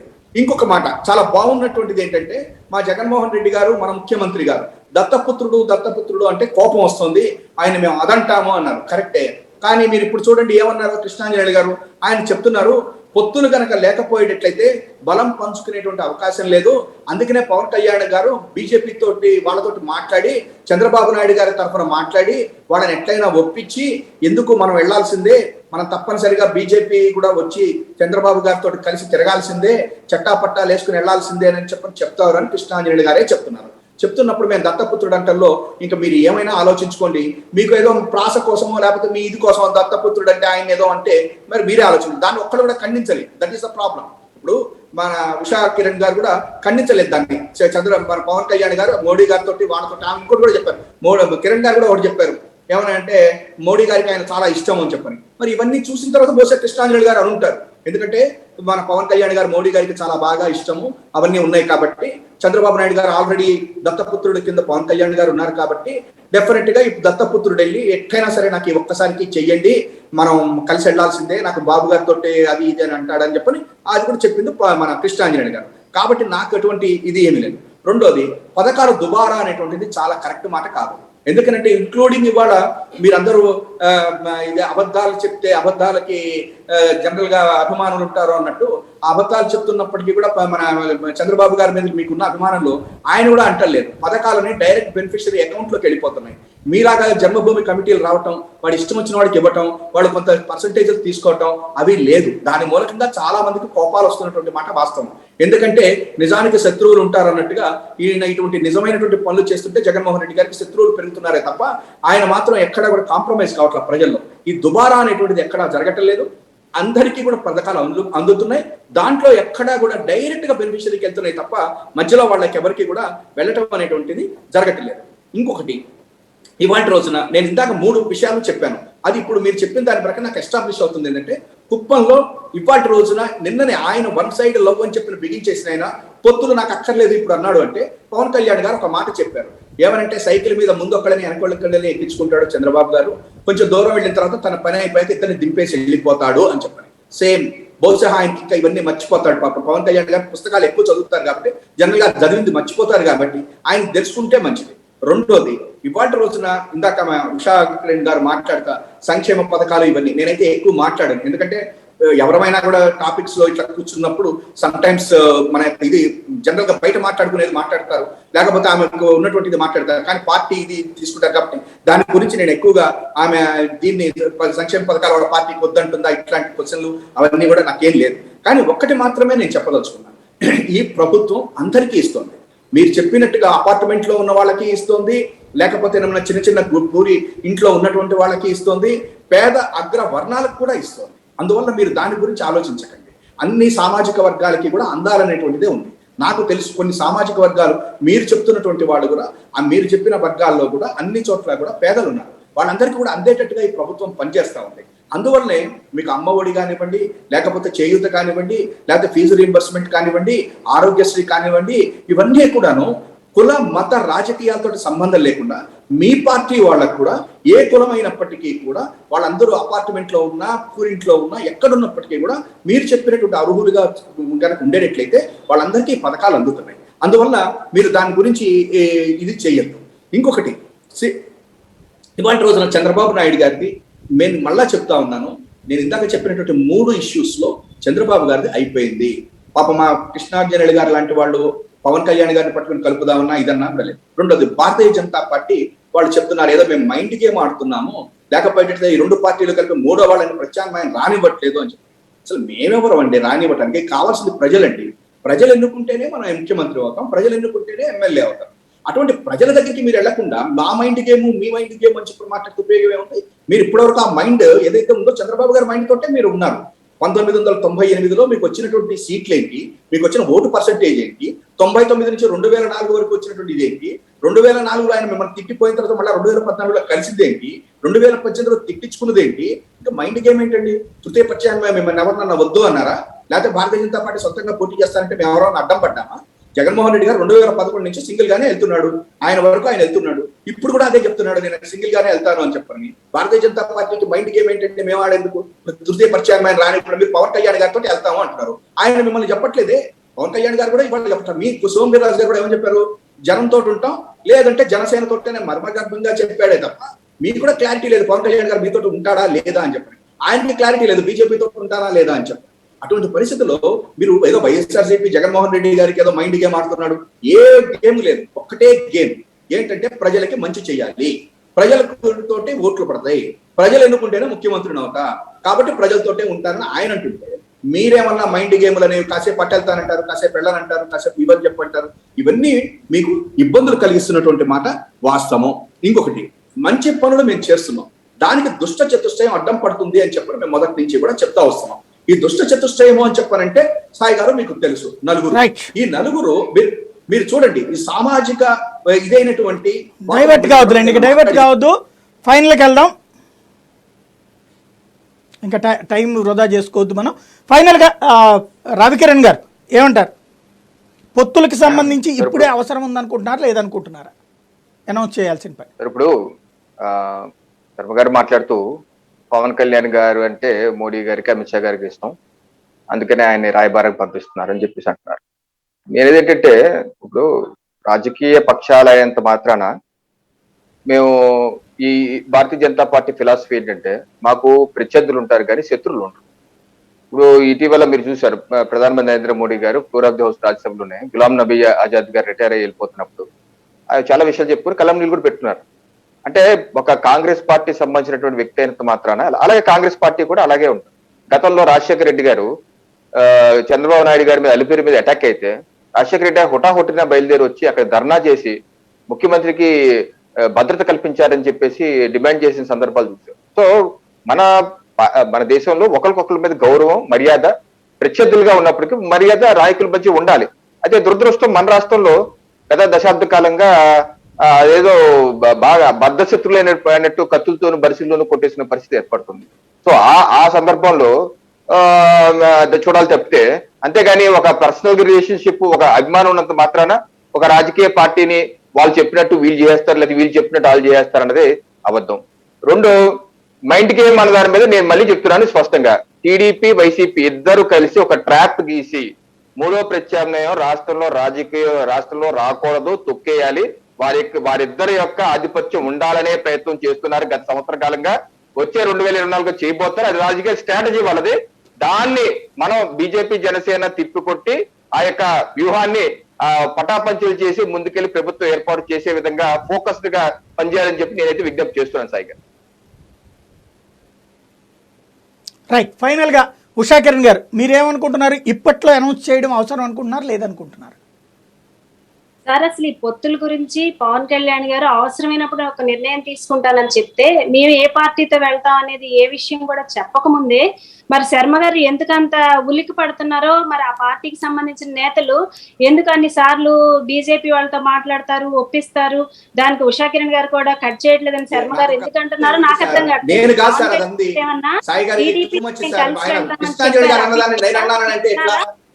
మీరేమన్నా విన్నారు? శర్మ గారికి ఏమన్నా ఫోన్ చేసి చెప్పాను టీడీపీతో కలిసి అని చెప్పలేదు కదా. పవన్ కళ్యాణ్ మా గారిని ఆలోచన మోడీ ఏంటంటే గారితో రాష్ట్ర మాట్లాడతాడండి. ప్రయోజనం ఇందాక కలిగే ఆయన విధంగా అదే అంటున్నారు, ఉషా ఏ చెప్తుంటారు, అదే భావసారూప్యత ఉన్న పార్టీతో రైట్, రైట్, కలిసి రైట్. మాట్లాడండి. ఆయన అది అంటారు, చివరిగా మేము చెప్పనీయండి, తీసుకునే చెప్పనీయండి సార్ చెప్పనీయండి ఆమె చెప్పనీయండి. చెప్పండి, మేమేం చెప్పండి. చెప్తున్నాం అంటే ఆయన మేము ప్రత్యక్షంగా ఆయన ఓపెన్ గా మేము టీడీపీతో కలిసి వెళ్తామని చెప్పలేదే. చెప్పక ముందే వీళ్ళకి ఎందుకు ఇంత ఉలిక్కిపాటు అని అడుగుతున్నాను. ఎందుకు ఒక పవన్ కళ్యాణ్ గారి నోట్లో నుంచి ఇక్కడ ఒక్క మాట అమ్మా, దీంట్లో ఒక పాయింట్ ఉషా కిరణ్ గారు, ఒక్క మాట వినండి. ఎవరికి ఏ ఉలికిపాటు ఉండదు. మీరు ఏం చేస్తున్నారు అనేటువంటిది మీకు క్లారిటీ ఉంటే సరిపోతుంది. ఇప్పుడు ఆయన ఆ మాటలు అనటం వలన వచ్చింది ఓ ప్రభుత్వ వ్యతిరేక ఓటు. ఇప్పుడు మొన్న మీరు సభ జరిగినప్పుడు అందరూ కూడా సీఎం పవన్ అని పెద్ద పెద్ద బెలూన్లు వేశారు, అట్లాగే పోస్టర్లు వేశారు సీఎం పవన్ అనేసి. తర్వాత మీరేమో ప్రభుత్వ వ్యతిరేక ఓటు చీలనివ్వనన్నారు. ప్రభుత్వ వ్యతిరేక ఓటు చీలనివ్వను అంటే పొత్తు. దానికి చంద్రబాబు గారు ఆన్సర్ చేశారు, మేము త్యాగం చేయడానికి కూడా రెడీగా ఉన్నామని. దానికి పవన్ కళ్యాణ్ గారు ఏంటో నాతో నేరుగా మాట్లాడమన్నారు. ఆ తర్వాత వచ్చేటప్పుడు చంద్రబాబు గారు నిన్న ఈ మాట మాట్లాడారు. ఇందులో మూడో వాళ్ళ కాన్సెప్ట్ పక్కన పెట్టండి, ముందు మీ కాన్సెప్ట్. ఇప్పుడు రవికిరణ్ గారు కూడా అంటోంది వాళ్ళు అటు టీడీపీ తమ వైపు లాగుతోంది, వైసీపీ అటు తోస్తోంది. మీరు వాళ్ళ వైపు, మిగతా వాళ్ళందరూ క్లారిటీతో ఉన్నారు. ఒక్క క్లారిటీతో లేకపోతే ఇబ్బంది పడేటువంటిది మీరే. కాబట్టి పొత్తుల గురించి ఇప్పుడే చెప్పాం, లేదు ఒక 2 నెలల ముందు చెప్తాం అంటే అప్పుడు ఏమవుతుంది? ఇప్పుడు కృష్ణాంజనేయులు గారు చెప్పింది అదే. ఆ చివరిలో కలవరు, క్రిందసారి అదే సమస్య అయింది, అట్లా కలవరు. కాబట్టి ఇప్పుడే చెప్తే మీ కార్యకర్తలకి ఒక క్లారిటీ ఉంటుంది ఎలాగ మూవ్ అవ్వాలన్నట్టు. చివరిలో వచ్చేటప్పటికి ఒకళ్ళ మీద ఒకళ్ళు పోటీ చేయడం. క్రిందసారి బీజేపీ వాళ్ళ ఏరియాలో తెలుగుదేశం పోటీ చేసింది, తెలుగుదేశం పార్టీ వాళ్ళ ఏరియాలో బీజేపీ పోటీ చేసి ఇద్దరు గందరగోళం పడి దెబ్బతిన్నారు. కాబట్టి ఒక స్పష్టత మీరన్నా ఇవ్వటం కావడం. పొత్తు లేదు అని చెప్తే తప్పేం లేదు, ఉంది అని చెప్పారు. బీజేపీతో మేము బీజేపీ ఉంటుంది, మేము ఒక్క మీతోనే అంటుంది. మీరేమంటున్నారు? ఇంకా ఉన్నాయి అంటున్నారు. ఇంతకుముందు 2020 సంవత్సరంలో మీరు చెప్పింది ఏంటి? బీజేపీతోనే మా పొత్తు, రేపటి ఎన్నికల్లో మేమిద్దరం కలిసి ప్రభుత్వాన్ని ఏర్పాటు చేస్తామన్న. మారింది అది. వాళ్ళ మాటలు మారుతున్నాయి, మీది మారుతుంది. ఇదిగో ఉంటుంది పొత్తు లేదు, ఏదో ఒక స్పష్టత ఇవ్వడంలో తప్పేమైనా ఉందా? సార్ నేను చెప్పేది ఏంటంటే, పవన్ కళ్యాణ్ గారి ఆలోచన ఈ రాష్ట్రానికి ఏం జరిగితే ప్రయోజనం అవసరం అనుకుంటే ఏ పార్టీ అయినా మా ఆలోచన ప్రజల కోసం కాకుండా పక్క రాష్ట్ర ప్రజల కోసం అని చెప్తారమ్మా. ప్రతి పార్టీ వాడు ఆ రాష్ట్ర ప్రజల కోసం అని చెప్తాడు, పక్క రాష్ట్రం కోసం అని చెప్తారా ఏంటి? రాష్ట్ర ప్రయోజనాలను దృష్టిలో పెట్టుకుని అవసరమైతే రాష్ట్ర ప్రయోజనాల కోసం అవసరమైతే పొత్తు పెట్టుకుంటారా? సార్ ఇప్పటికిప్పుడు ఆయన ఏమి తన నోటితో తను ఏమి అనౌన్స్ చేయకుండా మేము కూడా ఏ విషయాన్ని కూడా బయటికి చెప్పడానికి వీలు కానటువంటి పరిస్థితి. నేనేం చెప్తున్నానంటే ఆయన ఆలోచన ఎలా ఉందంటే బీజేపీ పార్టీతో కలిసి ప్రయాణం చేస్తున్నాం, అంత మాత్రాన బీజేపీ అన్ని విషయాల్లోనూ బీజేపీకి మాకు ఒకేలాంటి అభిప్రాయాలు ఉంటాయని లేదు. స్టీల్ ప్లాంట్ విషయంలో మేము తప్పకుండా వాళ్ళని వ్యతిరేకించాం. అలాగే రేపు ఇంకా ఏ పార్టీతో కలిసి వెళ్ళినా కూడా అన్ని సిద్ధాంతాలు కలిసి ఉంటాయన్న ఆలోచన కాదు. కాకపోతే ఓవరాల్ గా ఈ రాష్ట్ర ప్రజలకు ప్రయోజనం జరగాలి. ఇప్పుడున్నటువంటి వైఎస్ఆర్ కాంగ్రెస్ పార్టీ వల్ల రాష్ట్ర ప్రజలు చాలా ఇబ్బందులు పడుతున్నారు, అన్ని వర్గాల వాళ్ళు సఫర్ అవుతున్నారు. తెలుగుదేశం వస్తే కనుక రాష్ట్ర ప్రజలకు ప్రయోజనం చేకూరుతుంది అనుకుంటుందా జనసేన? ఒక మాట చెప్పండి, ఇవాళ రాష్ట్ర ప్రజల ప్రయోజనాల కోసం జగన్ గద్దె దిగాలి, వైసీపీ ప్రభుత్వం గద్దె దిగితే సరిపోతుంది. తెలుగుదేశంతో రాష్ట్రానికి ప్రయోజనం ఉందనుకుంటున్నారా? సార్ తెలుగుదేశంతో రాష్ట్రానికి ప్రయోజనం ఉందా, బీజేపీతో రాష్ట్రానికి ప్రయోజనం ఉందా అనే కన్నా వైఎస్ఆర్ కాంగ్రెస్ పార్టీతో మాత్రం ఈ రాష్ట్రానికి ప్రయోజనం లేదు. ఈ వైఎస్ఆర్ కాంగ్రెస్ పార్టీ రావడం వల్ల అది దాంతో గద్దె దిగితే అయిపోయింది, అప్పుడు తెలుగుదేశం వస్తుంది అనుకుందాం. మరి దాంతో ప్రయోజనం వస్తుందా, చీకటి పోయి వెలుగు వస్తుంది అనుకుంటున్నారా? తెలుగుదేశం వల్ల వస్తుందా? ముఖ్యమంత్రి అవుతారు, ఈ రాష్ట్రానికి పవన్ కళ్యాణ్ గారు ముఖ్యమంత్రి అవుతారు. ఈ రాష్ట్రాన్ని ఏ రకంగా అభివృద్ధి మార్గంలో తీసుకువెళ్లాలన్న ఆలోచన ఎలా అవుతారు? ఇట్లా ఉంటే ఎట్లా అవుతారు చెప్పండి మీరు? తెలుగుదేశంతో ఉన్నారో లేదో అది కాదు, తెలుగుదేశంతో మేము వెళ్ళము అంటే పవన్ కళ్యాణ్ గారు ముఖ్యమంత్రి అవుతారు. తెలుగుదేశంతో వెళ్తానంటే ముఖ్యమంత్రి చంద్రబాబు అవుతారు, కానీ పవన్ కళ్యాణ్ ఎట్లా అవుతారు? నా మాట వినండి సాయి గారు, నేనేం చెప్తున్నానంటే జనసేన పార్టీ ఈ రోజు దాదాపుగా 25% ఓటింగ్ ఉన్నటువంటి రాజకీయ పార్టీ.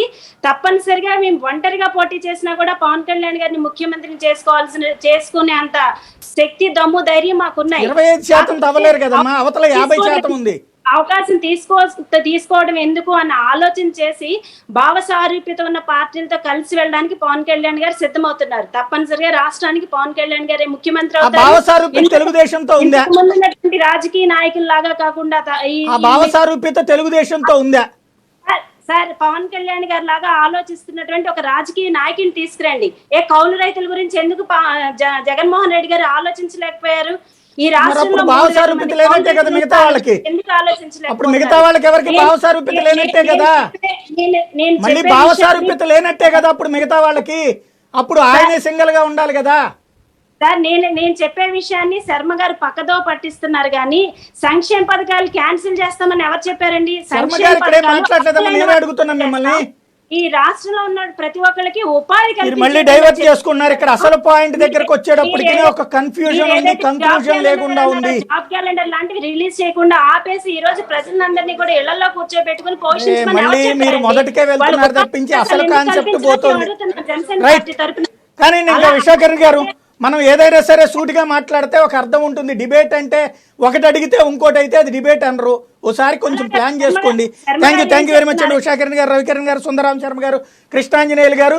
ఇది పరిస్థితి. ఓవరాల్గా అయితే పొత్తుల ఎత్తులకైతే జనంకి ఒక క్లారిటీ ఉంది, తెలుగుదేశానికి ఒక క్లారిటీ ఉంది, జనసేనకు ఒక క్లారిటీ ఉంది, బీజేపీకి ఒక క్లారిటీ ఉంది. కాకపోతే ఆ క్లారిటీని ఎక్స్ప్రెస్ చేసే దాంట్లోనే ఒక తేడా కనబడుతుంది. అది ఎప్పుడు సరి అవుతుందో చూద్దాం. ఇది అంశానికి సంబంధించి తాజా అప్డేట్తో సరికొత్తపల్లి మరి కాన్సెప్ట్లో మీద ఉంటుంది. చూస్తూనే ఉండండి ప్రైమ్ 9.